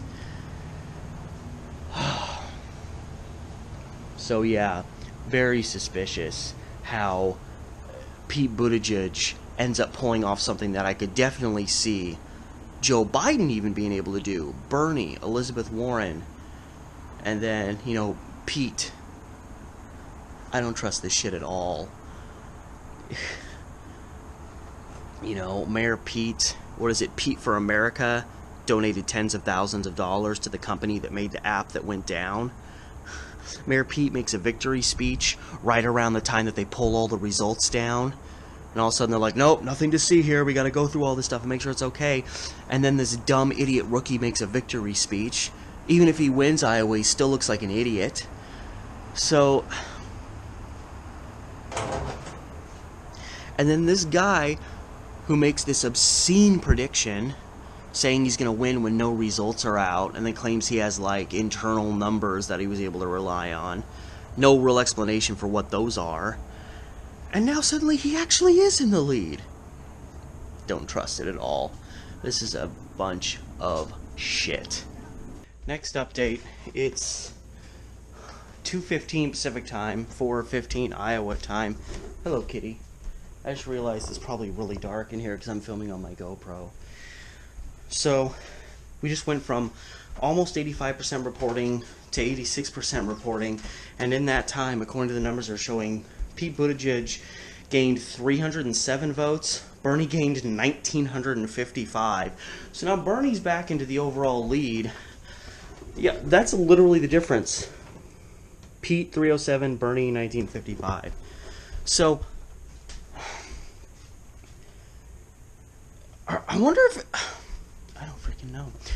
Like, are they just, is it just a coincidence that they're doing, certain precincts are coming in, and it just so happened that a string of precincts came in, going from 75 to 85% that just were all Pete, and now the next string of precincts coming in are just all Bernie, and that's how that worked out? I'm so confused. I have no clue who to predict now. Jesus. I mean, Bernie's back into the... I actually have the numbers next to each other. So, here's... Yeah, 84.82. So, see, Pete's got almost yeah, like exactly 700 overall vote lead. 25.49. Now, Bernie has almost 1,000 lead again. Just a little bit short. And he's at 26.13. He's dropped... Actually, oh no, sorry. I'm mixing the numbers. I'm like, wait, Pete dropped, and yet he's... Well, no. He went from 25.49 to 25 points, so he gained 0.02% despite this fall. Well, let's see. Elizabeth Warren was at 19.45. Elizabeth. So, yeah, see, here's the big thing, is Joe... No? Joe... I don't know how to make sense of these percentages. I'm too tired. But what is significant now is we went from 1497 to 15, so 22 more precincts started reporting, and there was this massive increase for Bernie. So I'm wondering if it just happens to be precincts he's doing well in, or if more of those satellite caucuses are coming through. And I apologize if you can't see me very well. I totally forgot that GoPro doesn't film great in the dark. I have a light way over on the other side of the room. Yeah, refresh the New York ones. Yeah, so still this stuff is still showing him with a slight lead, but vote wise, yeah, see, here's... So yeah, Bernie's still holding this, and see, they're increasing more because more of the people that are down here. Biden has lost over, yeah, he's lost over 2,300. His percentage has fallen. And see, each person's gained, but you see, again, Sanders has gained like almost 2,000 more. Elizabeth Warren's gained a little over 2,000 more. Buttigieg has gained like, you know, over 5,000 more. It's still, according to this, nothing has changed in these satellite caucuses, so this still isn't being accounted for. This hasn't changed, so this is just new precincts that have reported. This is kind of what everyone predicted, though. This is what people predicted. Everybody said... Now, I don't know. Obviously, I can't verify that this is why things have happened this way. I'm surprised it's daytime, and they're sending these through. And, of course, we still have 14% precincts to show, and it's still really close, so who knows how it's going to end. But it is interesting. The moment stuff started going awry, and all of a sudden the results were being delayed, people were saying, oh, well, you know, they're going to hold the results back because Bernie probably won it. They want to quell the momentum of a Bernie victory in Iowa to kick off the primary season. And then, as you know, it was taking forever for results to come in, and then the 62% came in and nothing was happening. Everybody kept saying, Like, you know, I think they keep holding the results back and holding them back and holding them back because they know that final stretch Bernie is going to run away with it potentially. Or we're going to show that Bernie's going to actually win. Because, I mean, you know, who knows how they'll try to spin it. But I find it interesting that, you know, Pete has this lead, this steady lead, and it's not really matching with other numbers we see. And then 22, just 22 more precincts come in out of over 1,700. And suddenly Bernie gains almost 2,000 more votes and Pete barely gets over 300. Like, it looks like this is that potentially that final stretch of votes. The precincts they're saving for the end are the ones that Bernie is doing well in. And I mean, that's what it looks like right now. Granted, you know, it was only like a little over 1% reporting, but interesting. And, you know, counties like these really get my attention. Story County, still 10 precincts not reporting. And Bernie has got almost 36%, while Pete's only got 14. So that's an area that's obviously very pro-Bernie with lots to go. See, a lot of the ones that Pete's winning or won, a lot of them, all the precincts have reported. Here's Scott. They got a little bit more to report, but this one's almost a dead heat. Alright, America, it's been about an hour and a half. Let's see if there's any updates from... No. If there's any updates from 86%. Oh my god. This is when... Like, seriously? Now it's acting like it doesn't know what to do. Let's try it.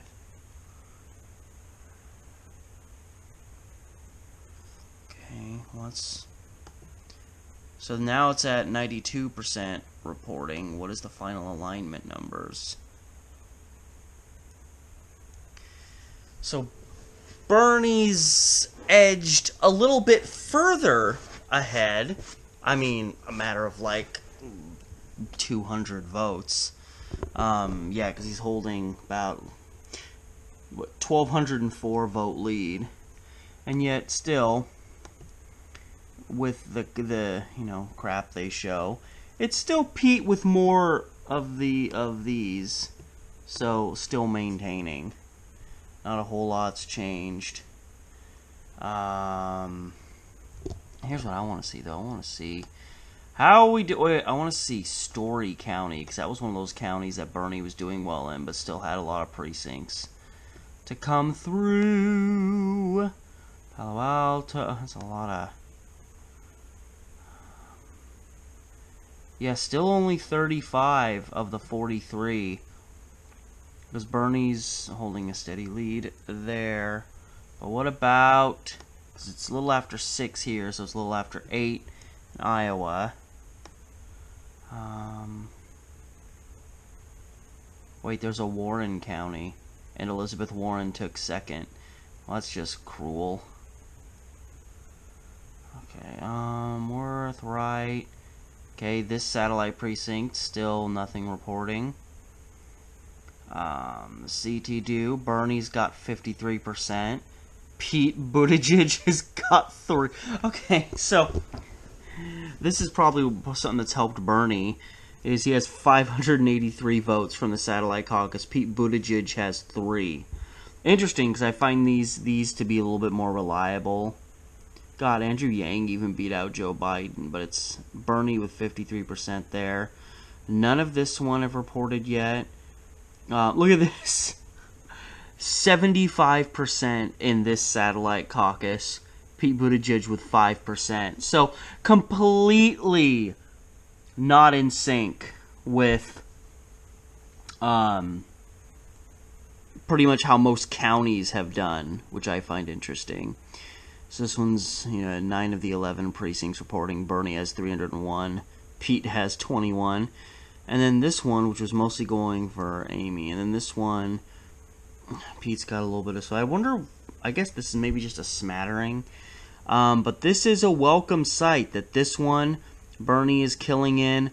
This one is 20 precincts, has nothing reported yet. And then this one, Bernie's getting 53. And then this one. So 2 of the 4 satellite caucuses have not reported yet, and the 2 that have reported, Bernie's got 53% of the vote in one, and he has 75% in the other. So hopefully when these other ones... And how many is that? That's 20 precincts here, and 12 here. So that's 32 precincts that haven't even reported yet. And I know we're up to 91%. So, you know, you've got 30 plus precincts that haven't reported yet.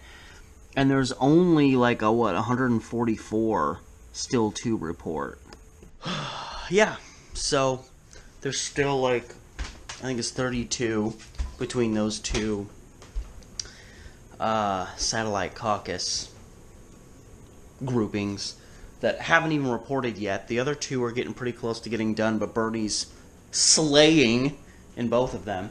And the at-large one, where he isn't, all the precincts have already reported, all 27 of them, and I noticed Winner only had 107 total, so that one I don't even think had that much weight to it, and Pete, I think, outdid Bernie by like 26 votes or something.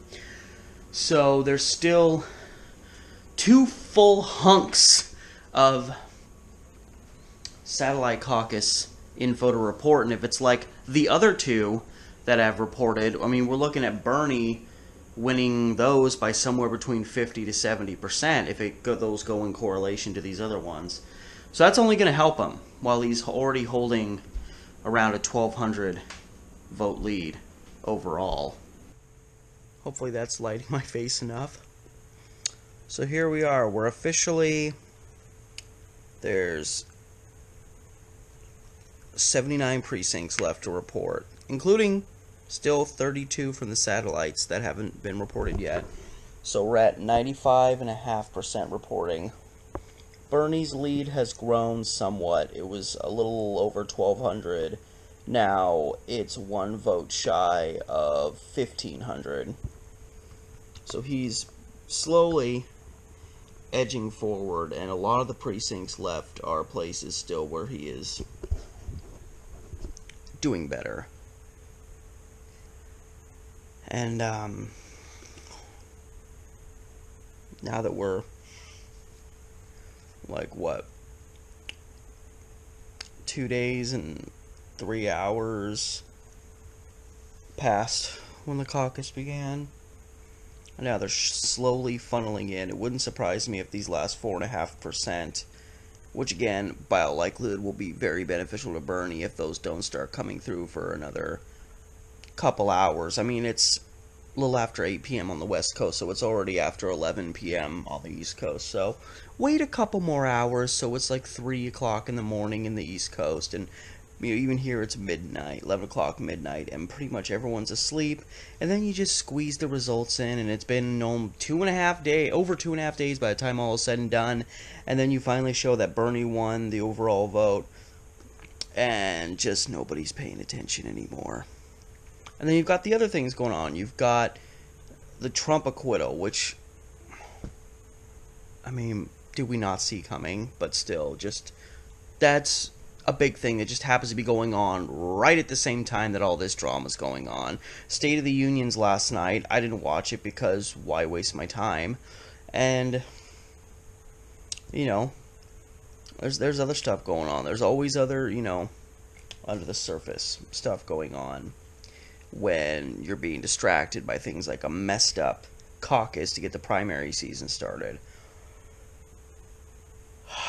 What a joke. America. Most advanced country in the world. Hell yeah, brother. Alright, so I'm going to click from the New York Times thing to the Daily Goss one. And that'll be, when that happens, I'm going to say now. Okay? Hold on.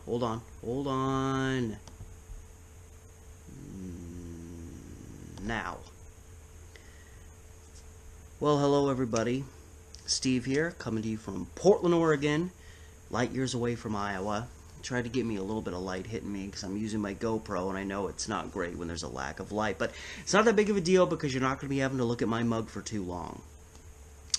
It is, as of this recording, February 6th, it's been more than 3 days since the Iowa caucus started, and we have stalemated at 97% of the precincts in Iowa reporting. 96.94 to be specific. 1,711 of the 1,765 precincts have reported. So we still have these 54 precincts out there somewhere that haven't reported, and that is the difference between us knowing a for sure winner and not. So it is kind of interesting that the DNC suddenly came out today, or more specifically, Mr. Perez came out today and said, you know what? Enough is enough. We're going to sit down and we're going to handle this situation. Which is funny that that would come now that we're almost to the end and Bernie has surged ahead. And, I mean, we had a delay. We had a quality check. Already, this is probably the most scrutinized caucus in the history of caucuses. If anything, the results of this should be as certain as anything in the world, at least in the eyes of the DNC, and yet now they're saying, well, we got to go through all this stuff again. But you'll note, when they finally did start releasing their results, it originally started at 62%, with Pete Buttigieg, I almost forgot the guy's last name, Pete Buttigieg, in the lead. Did the DNC call for a re-examination of everything then? No. Then it jumped to 71%. Pete's still holding a lead. Did they call for that then? No. 75%. Pete Buttigieg was still in the lead. Did they ask for an analysis again? No. 85%. Not only at 85% reporting was Pete leading in the, what is it, the SDEs. That sounds like a venereal disease. But he was also leading in the overall vote at that point. Did they ask for a reanalysis of everything then? No. But since then, from 85% reporting to 97% reporting, Bernie has dominated that whole stretch. He has gained in that period almost 3,200, roughly around 3,200 more votes than Pete Buttigieg. I can't. It's like just stumbling constantly. So, you know, we're suddenly being stopped. We're being delayed. I guarantee you we don't see those last 3 precincts for quite a while.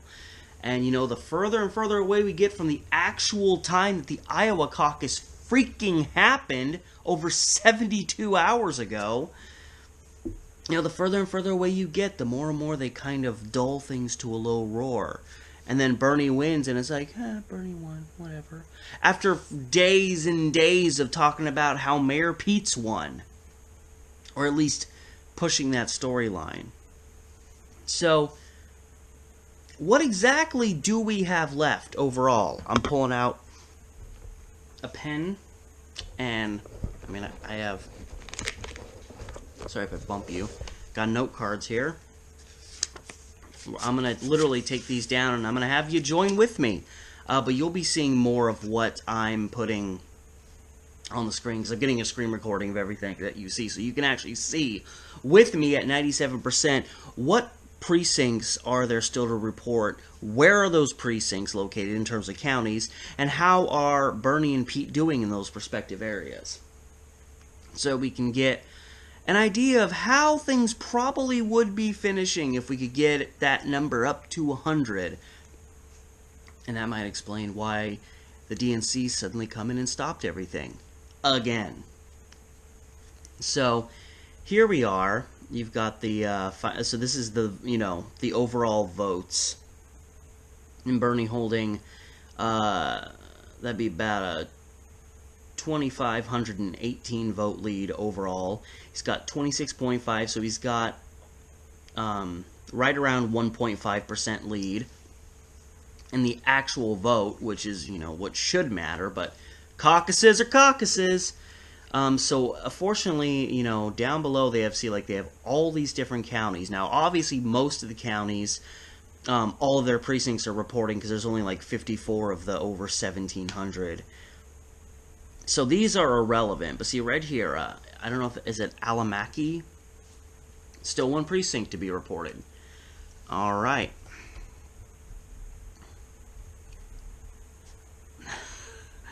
I'm just looking at this name. It's a very interesting name. So essentially, I'm writing down the county. I'm writing how many precincts are left to be reported. So in this case, 1. And then who has the advantage overall in that area. So in this case, Pete Buttigieg has about 35.5%. Bernie has 16.5%. So essentially, I'm going to say plus 19 and then B for Buttigieg. So for each county that still has precincts to be reported, I'm putting now how many are still left and generally who has the advantage just between Pete and Bernie in those counties that still have precincts to be reported. So I'm going down the whole list. And again, most of these are going, ooh, this one only has 2 precincts. That must be very rural. Joe Biden actually carried that county. So yes, so Black Hawk, which there's been some controversy over Black Hawk that the results being reported aren't matching. Now these look a little bit closer to what they were showing, because I know they said Bernie was at about 2,100 and Pete was at 1,500 something, but it wasn't looking like that earlier. And here Bernie is holding, there's 2 precincts left, and Bernie is about an 8%. Is it 8%? Yeah, he's at about 8%, because I'm rounding. And then an S for Sanders. Yeah, so again, most of these places, only 1 or 2 precincts left. Buchanan, or Buchanan, as I used to think. Buena Vista still has some. And, you know, the fewer overall precincts, the less relevant. You know, because there's going to be fewer votes in the places with fewer precincts. I thought Buena Vista, Buttigieg actually, he may have had a lead earlier, but now Bernie is up about, let's see, almost 7.5%. We'll just say plus, we'll play the devil's advocate and say it's 7%. Scanning, Calhoun, Carroll, Cass, Kakanga, Cedar. Just got 1 more to come through. And Bernie is not even a full percentage ahead, so we'll just say +1 for Bernie. Because he does have an advantage, 3 vote advantage, so I mean you can guess that that's pretty much going to end pretty nip-tuck. Alright, Cherokee still got 1 more. And Bernie has got 30 points. So Bernie's got about a 10% advantage there. So you're kind of seeing here a lot of these, you know, few and far between. A lot of these places are either really close or Bernie's holding a decent lead. Not necessarily blowing anybody out of the water. Now Clay, there's 1 left to report, and this is actually, Joe Biden's actually carrying this county. Pete's got about a 3% advantage, +3 for B. Clayton County still has 2, and Pete's at 35.7, so he's handling this county pretty well. He's about a little over 16.5% advantage on Bernie. So, you know, that's something that could benefit Pete there. Dallas, Davis, Duvis, Decatur, Delaware, Des Moines, Dickinson. Yeah, so many of these wrapped up. Dubuque wrapped up. I know Dubuque was one that was really helpful to Pete's side because he was holding a lead back when there was only like 85% reporting, and there were still like 9 of these counties not reporting. But still, in the end, only beat Bernie by about 6%, so it almost looks like Bernie gained in Dubuque County. And we're just Floyd. It's got 1 left for you. And there, Pete's got 24, Bernie at 14, so we'll say for Buttigieg, we got a few counties in here where Pete's got a little bit of an advantage. But mind you, with where we stand right now, so we got Guthrie, Bernie's holding over a 2,500 lead, so Buttigieg doesn't just need an advantage, he needs a major advantage. And here he's got about a little over 14-point lead. Hamilton, Hancock, so we're almost halfway through. I'm trying to not let this video get too dry, but I want it to be uncut so you see like everything that's happening. No unexpected, suspicious edits, suspicious reassessments of things over on my side. Jefferson. Johnson has still got 2, and Bernie was actually leading this one. These remaining counties, if I can do a real quick count. 1, 2, 3, 4, 5, 6, 7, 8, 9, 10. 10, 20, 21, 22, 23, 24, 25, 26, 27, 28. So there's 28 counties, not including that last run of satellite caucuses. And Buttigieg.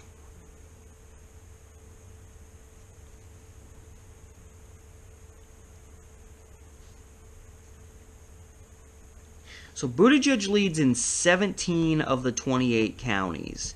So a little more than half are, or just overall, 17 Buttigieg is leading in. I mean, some of those are a matter of, 0 to 2%. And then Bernie's leading in 11.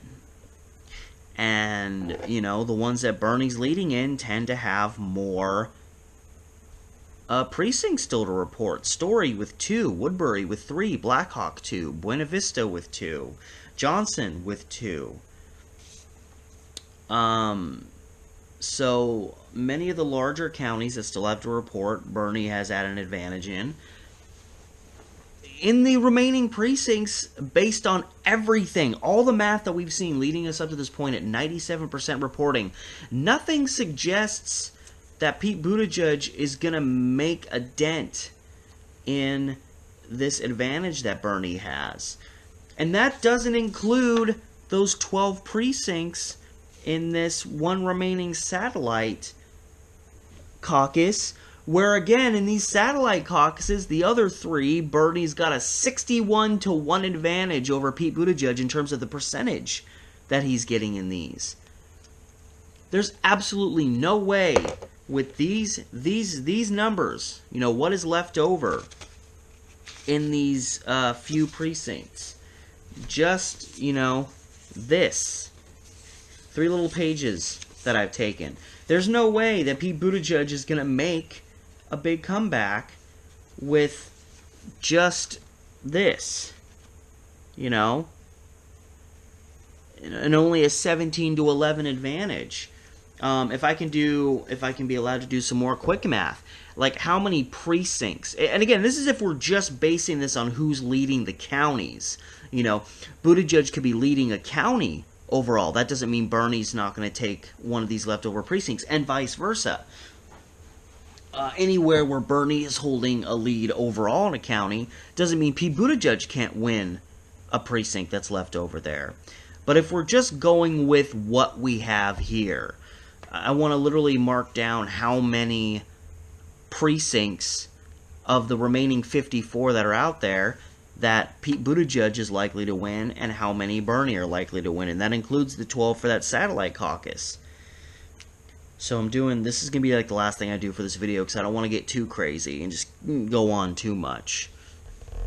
So I'm adding, on the end, I'm going to add just a little plus.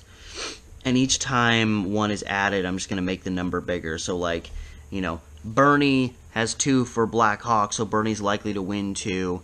And then Buena Vista, so I'm going to have like +4 here, so that as I'm going down, I'm keeping a running total of how much each person is likely to win. And then, of course, B next to it for Buttigieg, and S for Sanders. And then that can give us a little bit of a a vibe, even independently of percentages. Because the thing is, when you're down by, 1.5% over 2,500 votes, and you've only got 54 precincts left reporting, and you've got 12 satellite precincts reporting that Buttigieg is likely to get stomped into the ground with, he needs, you take that out of the 54 that are left, you take away those 12, that's 42 precincts. And Pete pretty much has to win the bulk of those. He needs to win at least 30 to logistically even have a hope or a dream of even just catching up to Bernie in the overall vote total. And I don't give a shit about anything else. Fact of the matter is, whoever wins the vote total is the real winner, if you know what I mean. It's going to be absurd if Bernie wins by like 3,000 votes, but then Buttigieg still wins in this dumb SDE nonsense, which just feels like super delegate garbage. These numbers that really shouldn't matter in the broad scheme of things. It's how many votes each person has that should matter. That's why people prefer primaries over caucuses, because the idea of the majority vote taking the day is something that's logical to us, but not really logical to the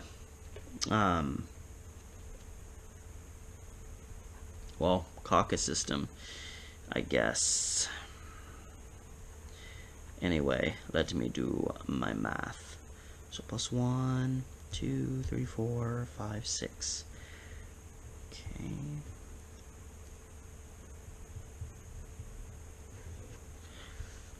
Making sure my math's right. 14. 1, 2, 3, 4, 5, 6, 7, 8, 9, 10, 11, 12, 13, 14. Okay, good. So far, my addition skills have not depleted over the years. Okay, 1, 2, 3, 4, 5, 6, 7. Oh, wait. 1, 2, 3.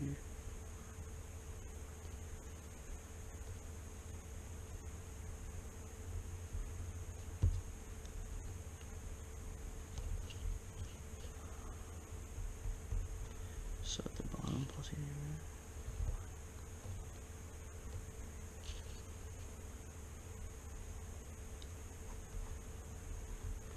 Okay, so Buttigieg was the slight lead on my second page.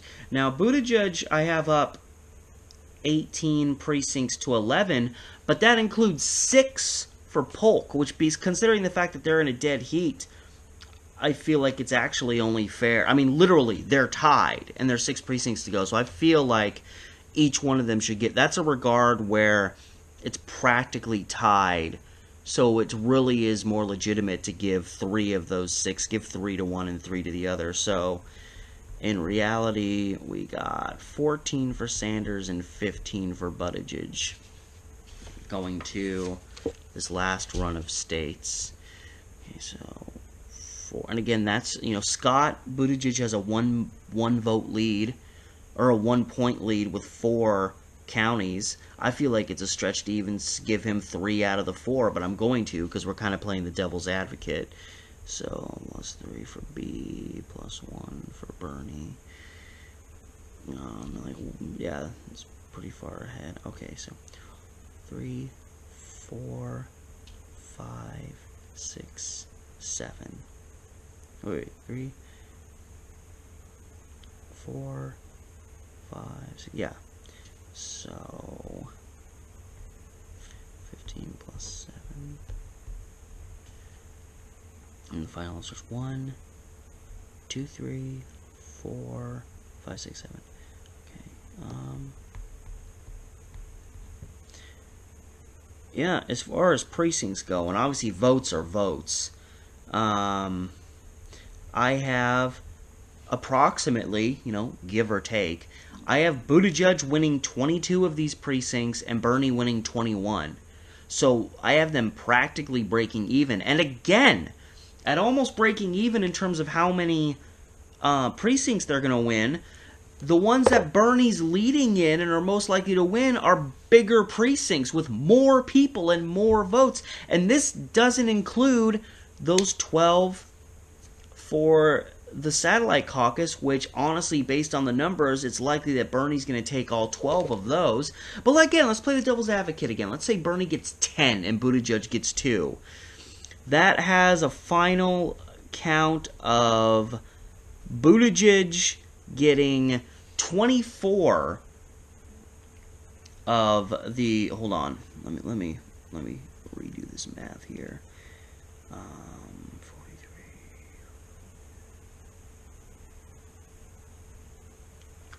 Let me just look at something here. So what happens when you do this live? 1.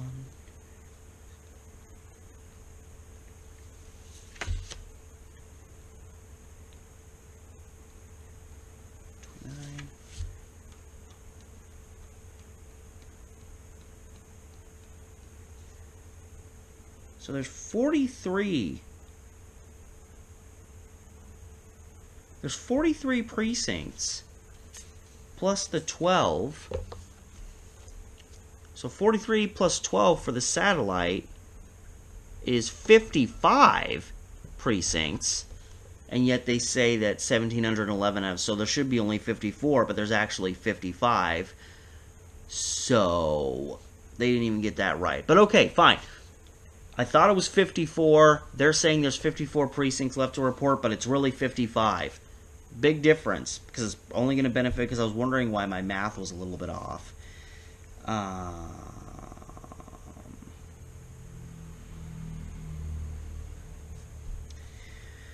Okay, so 43. Yeah, so that makes sense. So 55. Yeah, so out of the 55, if you had those satellite caucuses, I have Bernie winning 31 and Buttigieg winning 24. So the satellite caucuses put Bernie on the top. And that's, again, 61-1 advantage in satellite caucuses. And I'm actually playing the devil's advocate to the bone and actually giving Buttigieg 2 of those. And again, this is all just, approximations and stuff. But it's showing that of the remaining precincts, Bernie, just based on the size of the places that he's leading and how many precincts are left over there compared to the most of the places where Buttigieg still is leading and still has precincts, there's only like 1, maybe 2, and a lot of them are smaller areas.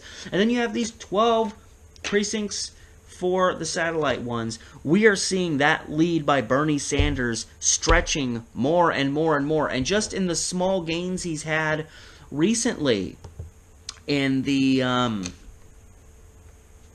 again, here's the info. Sanders with the actual lead in votes, but the SDEs, which this is what they're reporting to make it look like Buttigieg is really winning. Buttigieg has had, a 30, 40, 50-point advantage here, and now it's literally down to 3. So, 26.2 to 26.1. Practically a tie. So, looking at what we have left, we see the likelihood of Bernie having more and more gains in just the county precincts that are left, and then a real solid gain just in the satellite caucus, and we see that lead growing and growing and growing, and in the end we see him passing Pete Buttigieg and the SDEs. So in the final overall vote, as well as that, Bernie is ahead in both. Bernie wins Iowa. Pete Buttigieg should go down as one of the dumbest sons of bitches ever in the history of the world for making a victory statement when none of the information had been released yet. And when he was asked about it, he said something about like, oh, well, we have internal numbers too. Yeah, well, his internal numbers obviously were matching anything that had come out at that time because none of the information showed him in the lead. It all showed Bernie in the lead. So, they let those last 3%, those last actually 55 precincts come through without any resistance. And finally, the thing's over and done with, and Bernie actually wins Iowa. And we can quit with this facade that has been going on for several days now, literally, that Pete Buttigieg has scored an upset victory in Iowa. It's not true. It's not going to happen. And we're going to go to New Hampshire, and Bernie has got an extensive lead on everybody, and hopefully the DNC gets their head out of their ass and actually finally lets these results go through. And regardless, this stuff needs to be spread around heading up to New Hampshire, which is only a few days away. We do not need a jackass, inept, unqualified moron who makes victory speeches when nothing's even been reported yet, who can't even run the city he's been a mayor of for years. South Bend, I've literally looked at it. Other people have looked at it. It is struggling. And this guy's going to become the president? He can't even run a city in Indiana, but he's going to become the president of the United States?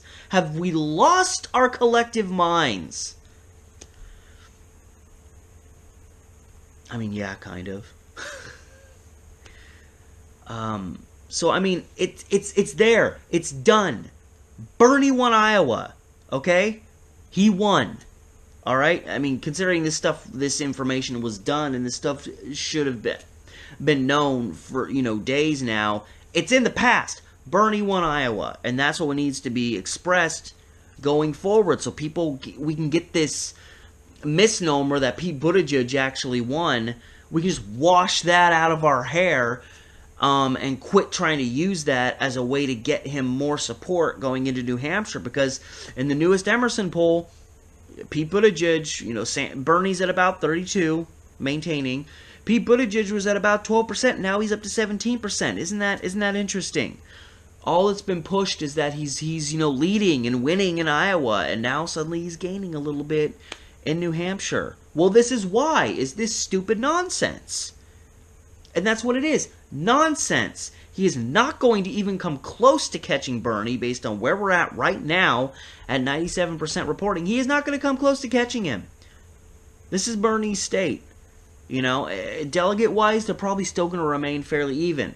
But the simple fact of the matter is, it does matter who wins the Iowa caucus, because if Bernie wins, it shows his strength. It shows he won by pretty much what was expected, and it gets rid of this ridiculous idea that Pete Buttigieg, if they say Pete Buttigieg scores an upset victory in the first state of the primary race, that gives him a boost going into any of the upcoming states. And that's why this crap needs to stop, is that he does not deserve that advantage based on, ridiculous nonsense.